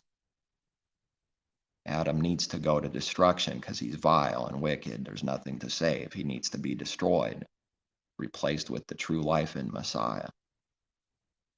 So that's how the beast is working at all times. It's as if it exists, but it's really not. It's not real. It's a delusion. It's what people believe in their heart and mind that it's real. That's what people believe. The lie is representing the beast is, through seeing that it's the heart believing in a lie for being real. And it is not, because now that's speaking of the reality and truth, that it's not real. It doesn't exist. It's a lie. It's a delusion. It's a believing a lie, and which can't exist for real. So that's how it's saying it is not. And then it comes out to go to perdition. It's exposed so that it can go to destruction and be destroyed. Coming someday. It's coming someday, and it's also true that it's always been true. Since Adam and Eve's sin, it's been true. Those very words. Every day. Every day it's working. His truth. And it's coming. I wonder what the world looks like at the very end for those words being fulfilled perfectly. The whole world, the beast is, and yet it is not, and it's coming out so that it can go to perdition.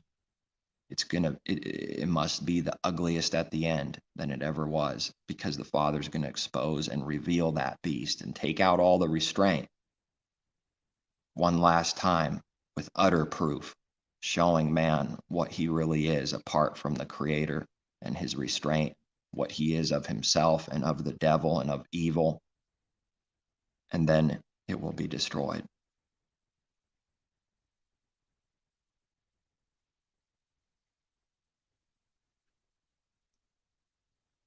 The very beginning of Genesis that we read, it's chaos and void and darkness, it's destruction, lawlessness. That's the end. But it's been true from the beginning. But it's the end also.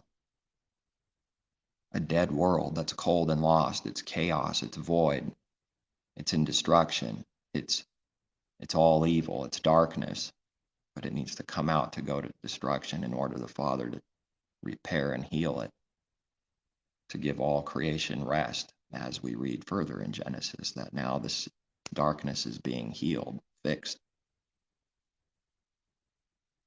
It's only coming through his way, though, separating light and darkness, needing to rightly discern all good and evil, all of it. Man, how disappointing must it be to all those that make tons of money, especially for his word. Everything that they do is a lie. All the money they make is a lie. They make it because of their lies. And that is their proof that they're of God, that they make money. It's their proof. How deceived is that? How gravely deceived is that? The very money and all the worship that Messiah teaches to never do. That his whole word teaches that the world cannot love us, is their very proof that they're righteous and of God. The very abomination that all his word has been teaching always, that cannot be so for us, that the world cannot love us because it does not love the Father, does not know the Father, does not love Messiah, does not know Messiah. That very thing is their proof that they're good and righteous and of the Creator of God. No, but the whole world believes it. They can't expose it truthfully and properly without light, but it's the very proof for those who see that they're not of the Father. It's the exact opposite. It's the very proof that they're not. It's not possible to be that and know the Father. It's not. They can't be making money off his word and know the Father. It's the very proof that they're false to those who can see. It's proof.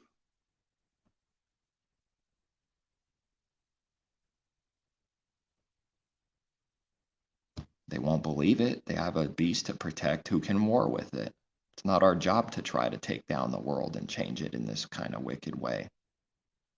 That's rebellion. That's going against the Father's plan. It's also to see his power. It's like to say we can go against his power. No, that's part of his purpose and plan. We're not supposed to rebel against the world like that. Try to change everyone. Make it look like we care so much while teaching everyone they'll go to hell if they don't believe their doctrine and their gospel. It's not possible to care for anyone, selling them a lie and blaspheming the Creator and selling them a monstrous lie that's destroying them in reality, and then saying that they care. It's not possible that they care. They're selling that they care. They need to tell everyone that they care. They have to show everyone outwardly that they care to hide that they have no care. A believer cannot be doing any of those works of doing something for the purpose of trying to show and prove constantly, breaking every word, breaking Messiah's command, desperately needing to show that such and such is so. I need to show that I'm trying to save the whole world. No, we don't. That is the sin. They would like to put that burden on you. Say you're wicked because you haven't saved 500,000 people in the last 5 years. You don't have to. It's wicked indeed. It's not the way.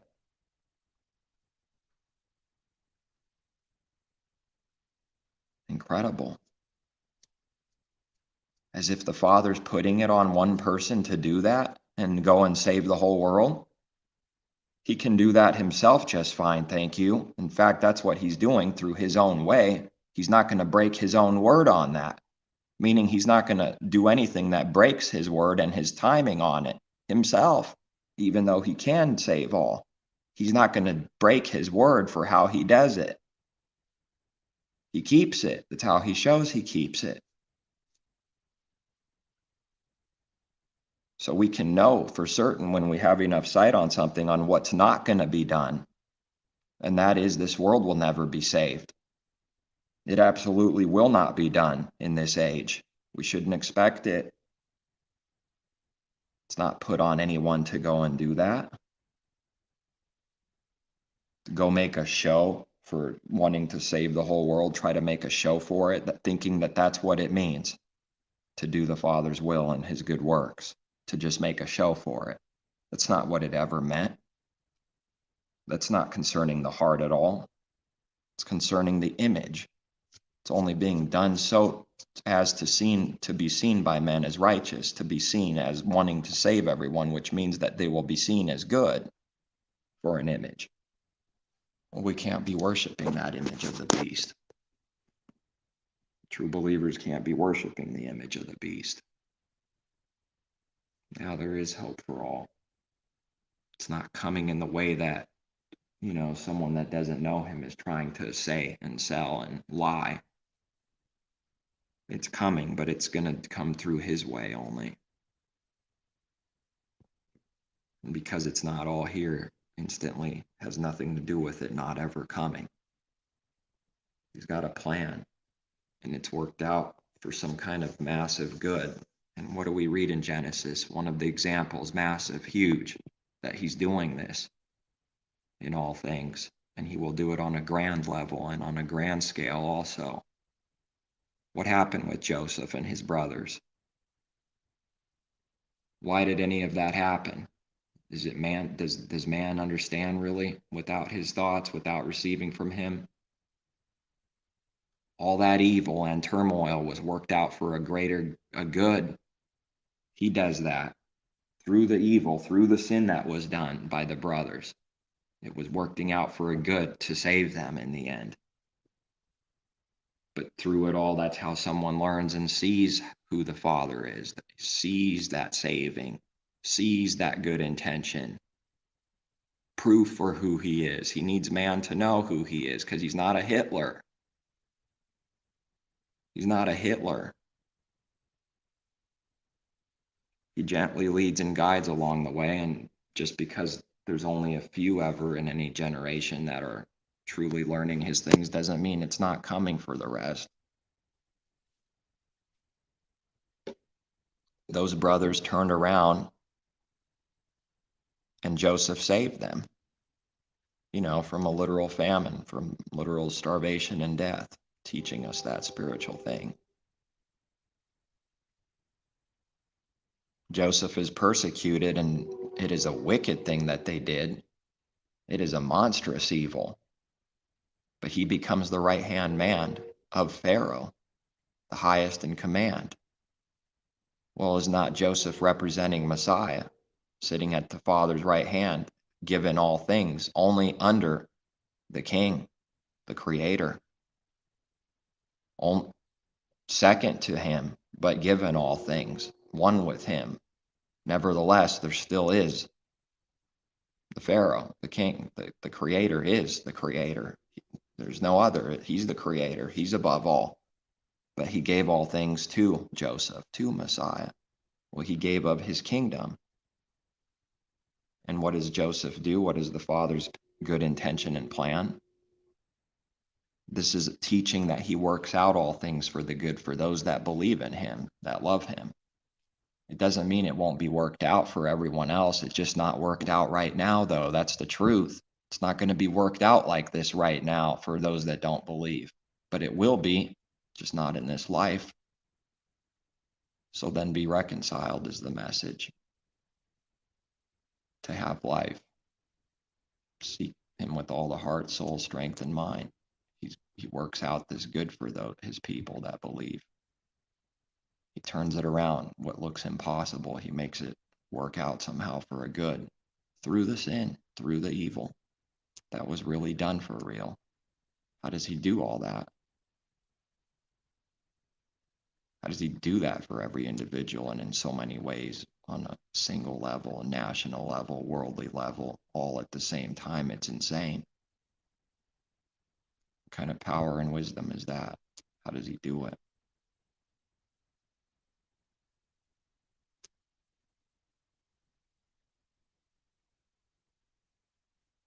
Through that, a lesson is learned. See, that's learning who he is, learning his commandments, learning who the Father is, to know him. That is the heart of it. Through that evil experience, so much can be learned in the end. When that evil is overcome with good, and the brothers are saved, and it was for their benefit, for their good. That's who the Father is.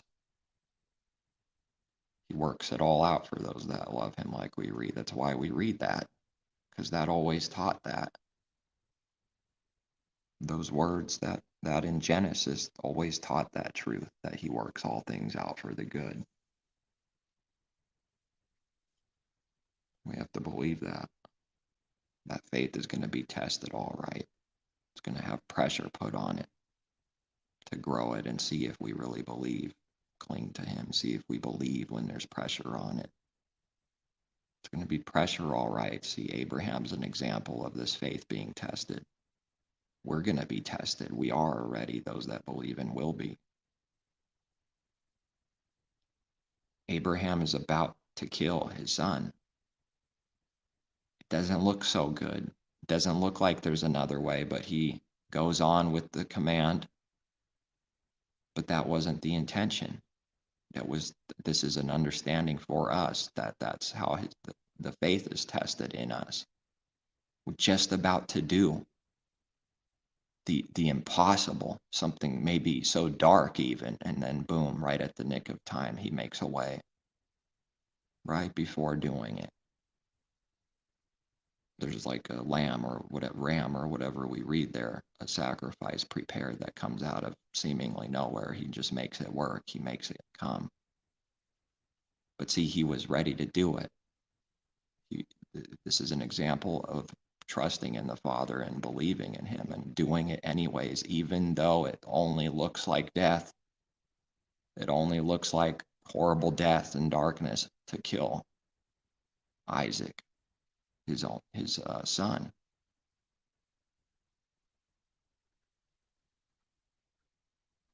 But now the one being born of the Elohim, see, only begotten in this way, because the other is born of Abraham, and the other is born by the Father's will, meaning man could do nothing about this birth.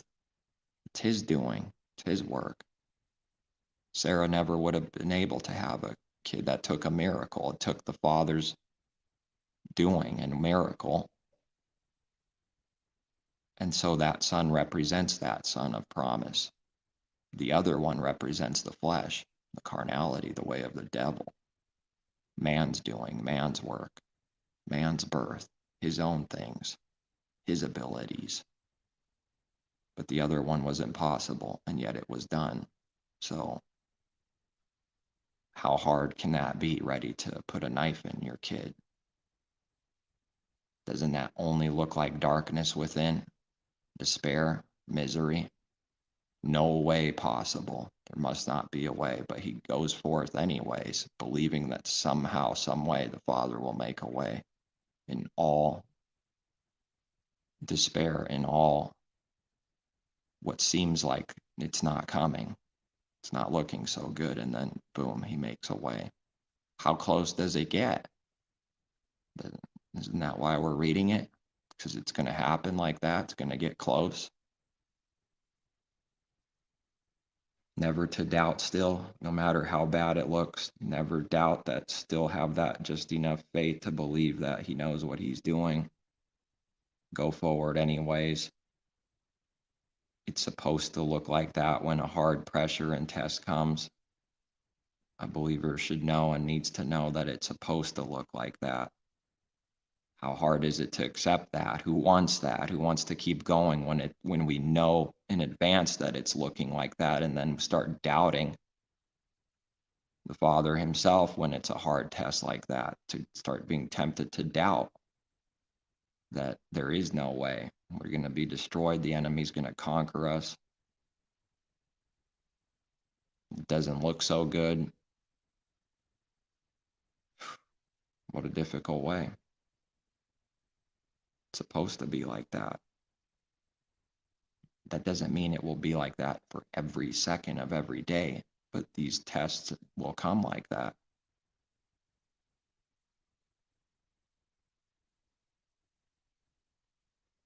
Putting us to the limit of what we can handle. I know that's been true for me. We've got good news. Good news, everyone. It's going to be very difficult. It's going to look real hopeless at times. This is the good news. Believe the good news. Everyone's going to hate you for Messiah's name's sake. No one will believe you. Good news, everyone. This can't sell. Wink, wink. This won't sell. Wink, wink. Devils, wink, wink. His truth doesn't sell. It's not exchanged like some worthless merchandise and product for self-gain. It's far too valuable for that. Father won't let it be perverted like that.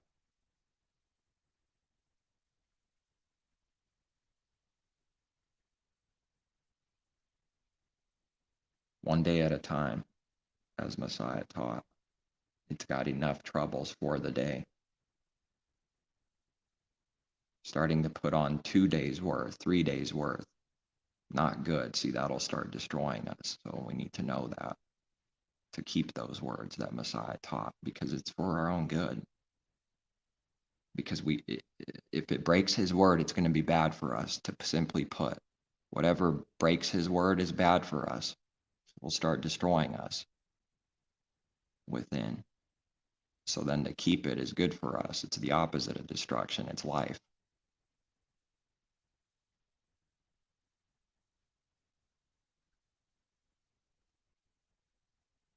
Messiah doesn't teach out of condemning, teaches out of truth and love, the Father's love. It's the only thing that's good for someone, but the enemy just won't believe. The many won't believe him.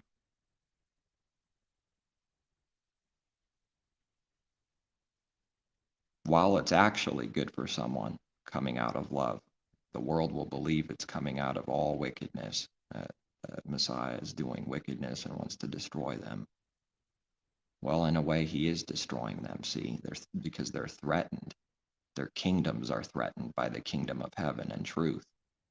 All their gain and their love for self and money and profit is threatened to be destroyed if they were to believe. See, so it is a threat in its own way to the enemy. But Messiah is not doing any evil. But they'll look at that threat and claim that that's what he's doing.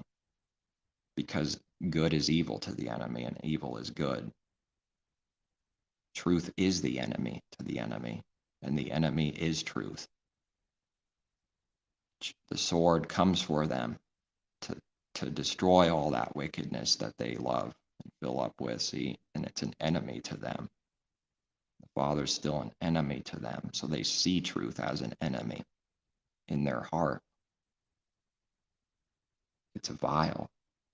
And then for a believer, it should be becoming the opposite. We start seeing whatever is vile and evil for real, that it becomes vile and wicked and evil to our heart, as it is already to the Father perfectly. And see, the separation keeps getting stronger. The more someone grows, the more hated they will be in the world. The more despised, the less understood, less believed, just even stronger, more negative like that. The separation gets bigger. The stronger the light someone shines, the more the darkness hates it, more is being exposed about them. because the light shines out further and it's stronger. Now, who's going to accept these things and still want to go forward and do the Father's will, marching to their own death of self, dying to self? Who's going to still want to move forward after knowing these things, that this is his way, that no one ever believed it was like this? Until they started believing, because nobody knew. Still learning every day. Don't know what his way fully is. Learning still constantly. No one just knew what it was all of a sudden. Don knew what it was. The world doesn't know what his way is. It truly doesn't. And believers are constantly learning about it still.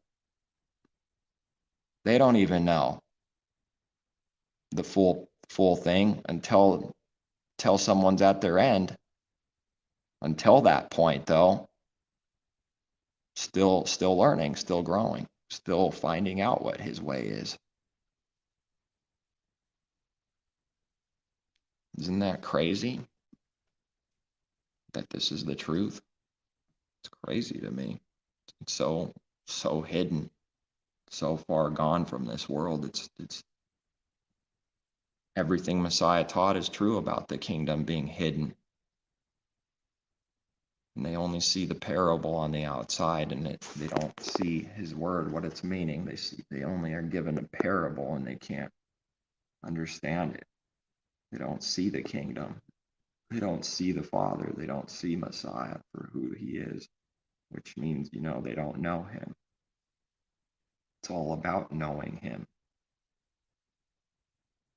Eternal life, age-abiding life, because once again, belief has a beginning, and someone born is their beginning, not no beginning. Age-abiding life is to know. I'll find that right now.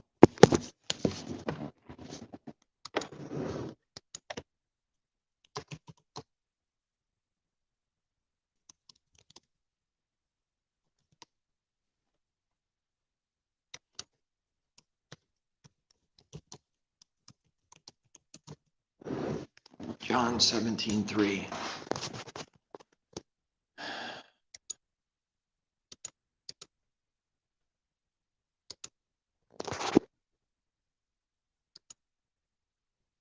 Messiah gave the truth and the word on what this life is, the age-abiding life. That, people will call it known as eternal life, but Messiah gave the word on it.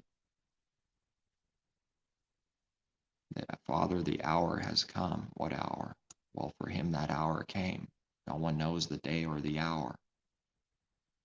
But Messiah's hour was come. He was warned. He knew it was near. But no one knows the day or the hour. But finally, the hour did come for Messiah. He knows something about it when he says that the day or hour no one can know. But we can know it's near. Just not the very day and hour. Glorify your Son, that your Son also may glorify you. The Father glorifies Messiah. He does not glorify himself, and then Messiah is able to glorify the Father back. See this circle of good that the Father works. We receive from him and we give it back.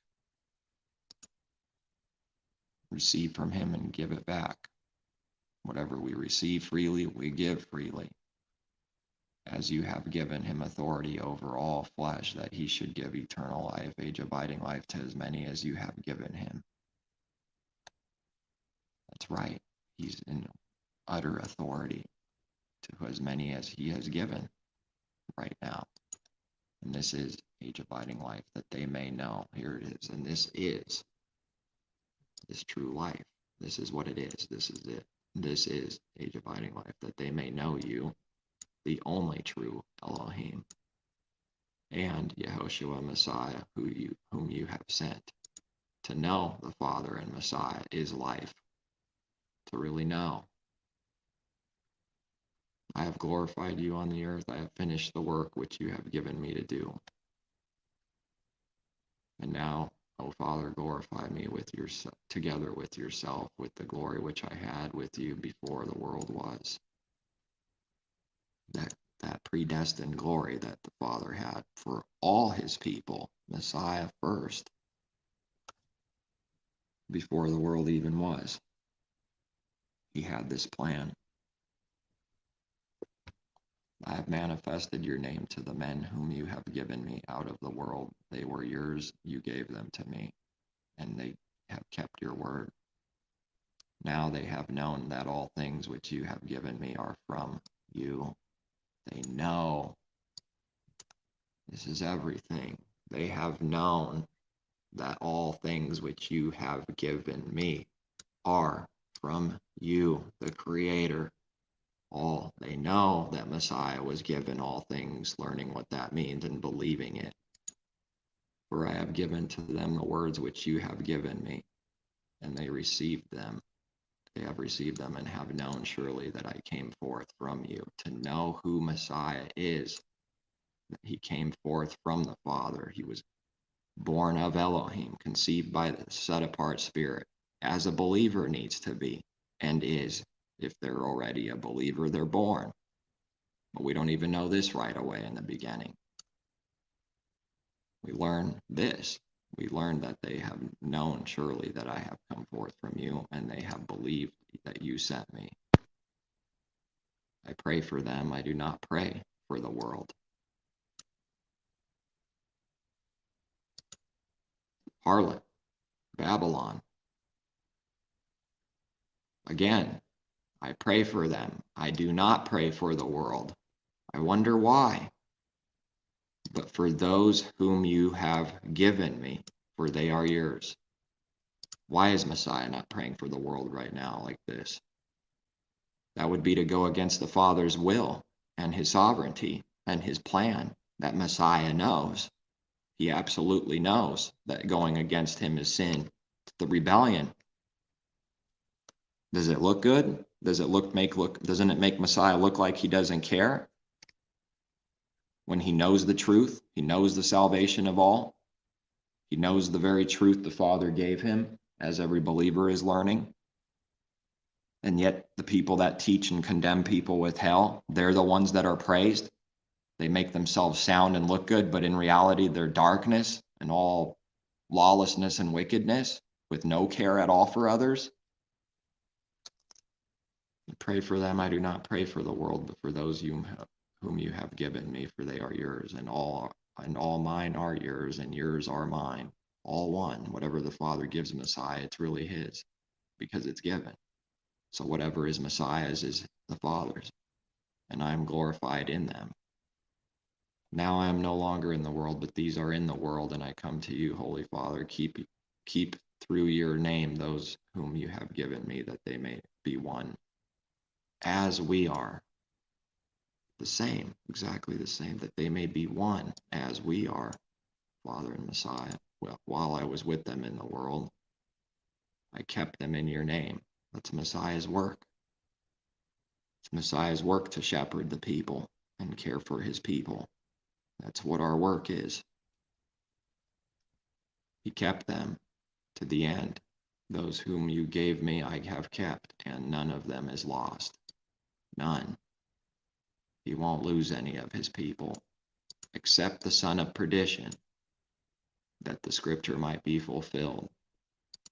Now the son of perdition, with Judas being an example, never was truly of him. But now I come to you, and these things I speak in the world, that they may have my joy fulfilled in themselves. I have given them your word, and the world has hated them, because they are not of the world, just as I am not of the world. Just as the world has hated them. I do not pray that you should take them out of the world, but that you should keep them from the evil one. To overcome the evil. Crush the serpent's works in us, so that we don't do evil. That's overcoming the evil one, is by not doing evil. That's crushing the snake's head, the works of the devil. They are not of the world, just as I am not of the world. Sanctify them by your truth. Your word is truth. As you sent me into the world, I also have sent them into the world. And for their sakes I sanctify myself, that they also may be sanctified by the truth. That's so powerful. It's a perfect, selfless work. It's perfect selflessness and all love. That's what he did. That's who the Father is, that works in Messiah, that works in his people. It's who Messiah is because he had the Father in him. He knows the Father, as a believer is supposed to know. Sanctifying is to be overcoming, to be cleansed. It's working out that salvation. It's really sanctified. But why does he say this? For their sakes I sanctify myself. For someone else's sake it starts becoming, and not even for self's first. It starts becoming for others first before self, that he sanctifies self. Need to overcome this way for others' sake, because what if he doesn't? What might happen to those that are close to him? That they also may be sanctified by the truth. I do not pray for these alone, but also for those who will believe in me through their word, that they all may be one, as you, Father, are in me and I in you, that you also may be one in us, that the world may believe that you sent me. And the glory which you gave me, I have given them. Well, that's pretty big. Messiah received this glory. He gives them also. You gave me, I have given them, that they may be one just as we are one. They call this blasphemy. They killed him for it. I in them and you in me, that they may be made perfect. And they're the blasphemy. They're false God, they're Trinity. The whole wicked thing that they created is the blasphemy. It's God in its own mind. It worships false gods. It worships itself, its own image, and idols, which become gods in someone's heart, false gods. They pinned their blasphemy and their condemnation onto Messiah, and Messiah took it all the way to death. They were speaking only of themselves and their own condemnation and their own sin and their own guilt that they were doing in real time, that all of themselves. And they blamed it on Messiah and pinned the sins on him. They blasphemed the Creator all this time. They blasphemed him with the golden calf God they created and said it's God, and said these are one and this is the Trinity. It's their blasphemy that they put on Messiah. They may be perfect in one, that they may be perfect in one, and that the world may know that you have sent me and have loved them as you have loved me. Father, I desire that they also, whom you gave me, may be with me where I am, that they may behold my glory which you have given me, for you loved me before the foundation of the world. O righteous Father, the world has not known you, but I have known you, and these have known that you sent me, and I declare to them your name, and will declare it, that the love with which you love me may be in them, and I in them.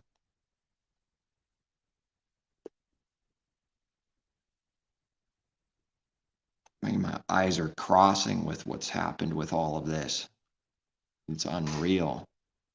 They have utterly made all of it to no effect. Nothing. It's empty and void. They can't see, they can't know the Father as Messiah taught. He doesn't even pray for the world in this kind of way, and we're not supposed to either. That has to be learned and seen what that is, or else someone's going to see a contradiction with pray for your enemies, who can see that those are two separate, different things, each one meaning its own thing that we really do have to do in our heart, both of those things, without contradicting. Can't expect the world to be what it cannot be, and therefore don't pray for it in this way.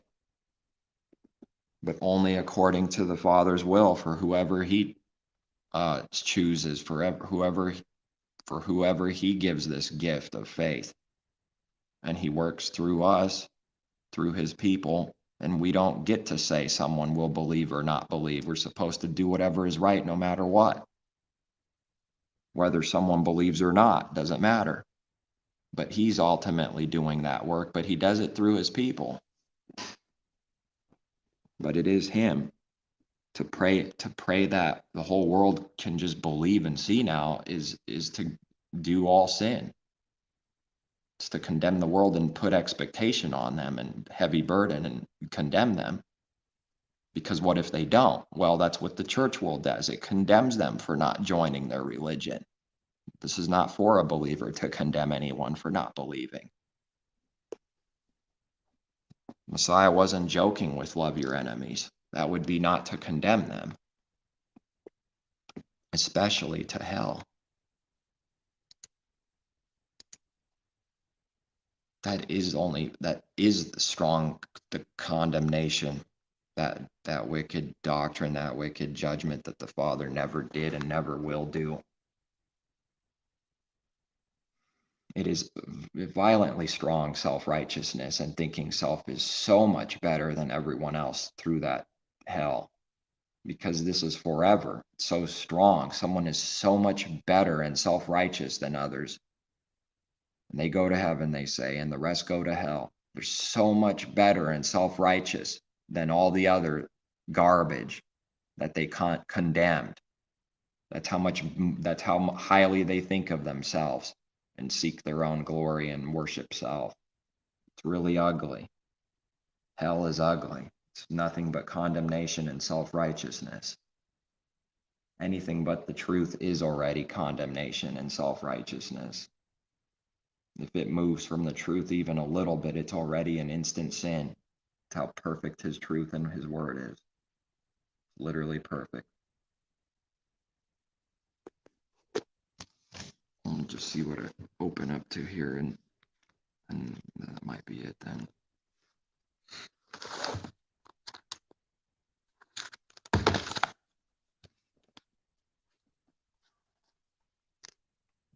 Somewhere in Timothy 3, verse 8. Likewise, deacons must be reverent, not double-tongued, not given to much wine, not greedy for money, holding the mystery of the faith with a pure conscience. But let these also first be tested.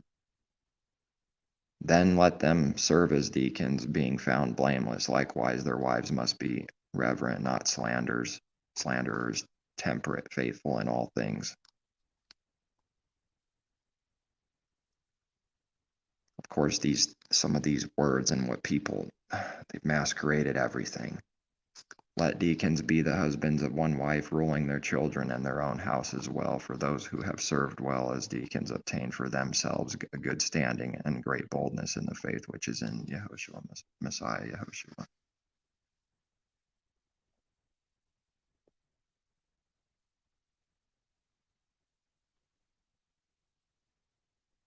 Great is the mystery.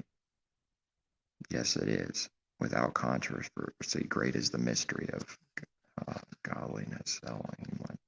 Elohim was manifested in the flesh. So now the Father did all the works through Messiah. How was the Father manifested in the flesh? Through Messiah. Well, through a believer now also. But through Messiah, our perfect example, who's head of all the body, who is given all things to be above all, Father made him so. That's how the Father was manifested in the flesh. To see Messiah is to see the Father. To see Messiah's works is to see who the Father is. Justified in the Spirit, seen by messengers, preached among the Gentiles, believed on in the world, received up in glory. So now Elohim was manifested in the flesh, and every word forward now is through Messiah. It's not the Father that needs to be justified in the Spirit, seen by messengers, preached, even though it is all his things, but it's specifically here through Messiah is how he shows it. believed on in the world, received up in glory. That's speaking of Messiah, not the Father received up in glory. He didn't need that done for himself. But the Father, Elohim, was manifested in the flesh through Messiah. Messiah is justified in the Spirit, seen by messengers, preached among the Gentiles, believed on in the world, received up in glory. Well, they made an abomination out of that.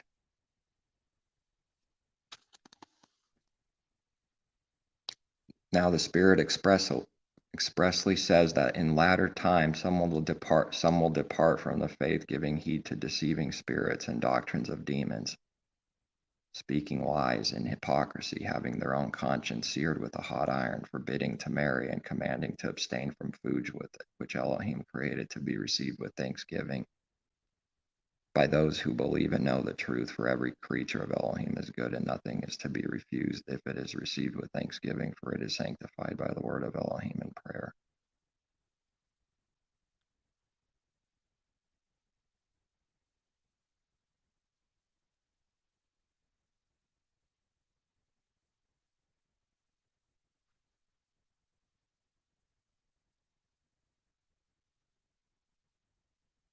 Godliness is profitable for all things, having promise of the life that now is, having promise of the life that now is, and of that which is to come. This is we just ended up finally now just scrolling down. This is a faithful saying and worthy of all acceptance. Well, he does surely work out all things for the good, doesn't he? We open to the right page. Not that any of it's wrong, but for to this end we both labor and suffer reproach, because we trust in the living Elohim, who is the Savior of all men, as said earlier. Can someone see the truth? Unbelievable. Because we trust in the living Elohim, who is the Savior of all men, especially of those who believe. These things command and teach. I think that's a good place to stop then. Opened right to the very page of speaking on this truth that the Father is the Savior of all. The very spot, very page, that very right page. Just believe. That's it. And needing to stop using our own carnal, stupid mind. Stop trying to think naturally and just believe and follow him, follow in the Spirit. Just believe he's going to work it out. And then he does. He just does it somehow. It's incredible. And stop trying. Just believe. Deny self and believe. Take up stake and follow Messiah. Daily.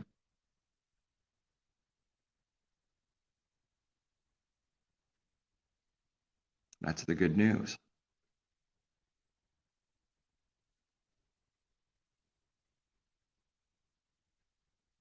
That's a huge part of the good news.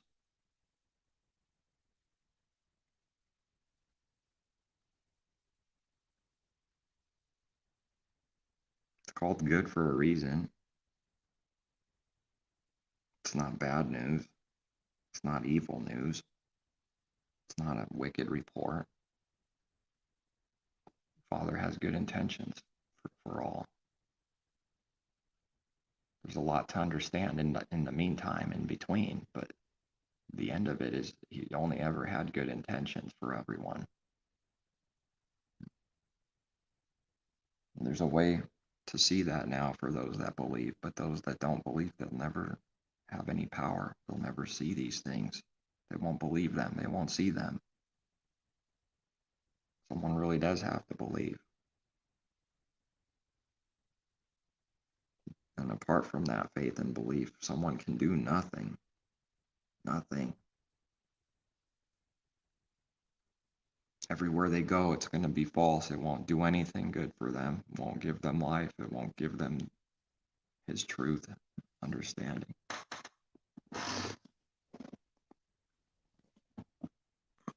It has to be sought after and given. we read elsewhere somewhere. I think it's in Ecclesiastes, maybe. I'm not sure right now, but it's the glory of Elohim to hide a matter, and the glory of kings to search it out, to search that matter out. Search, seek, find. It's the Father's glory to hide everything, and the glory of kings, his people, to search that matter out, to find it. There's glory in that because it's hidden, and finding it from the hidden is glory. It's something to do with glory. It's not everything, it's one part of his word. Not everything meaning that there's more to it, but it is everything in that it's the truth.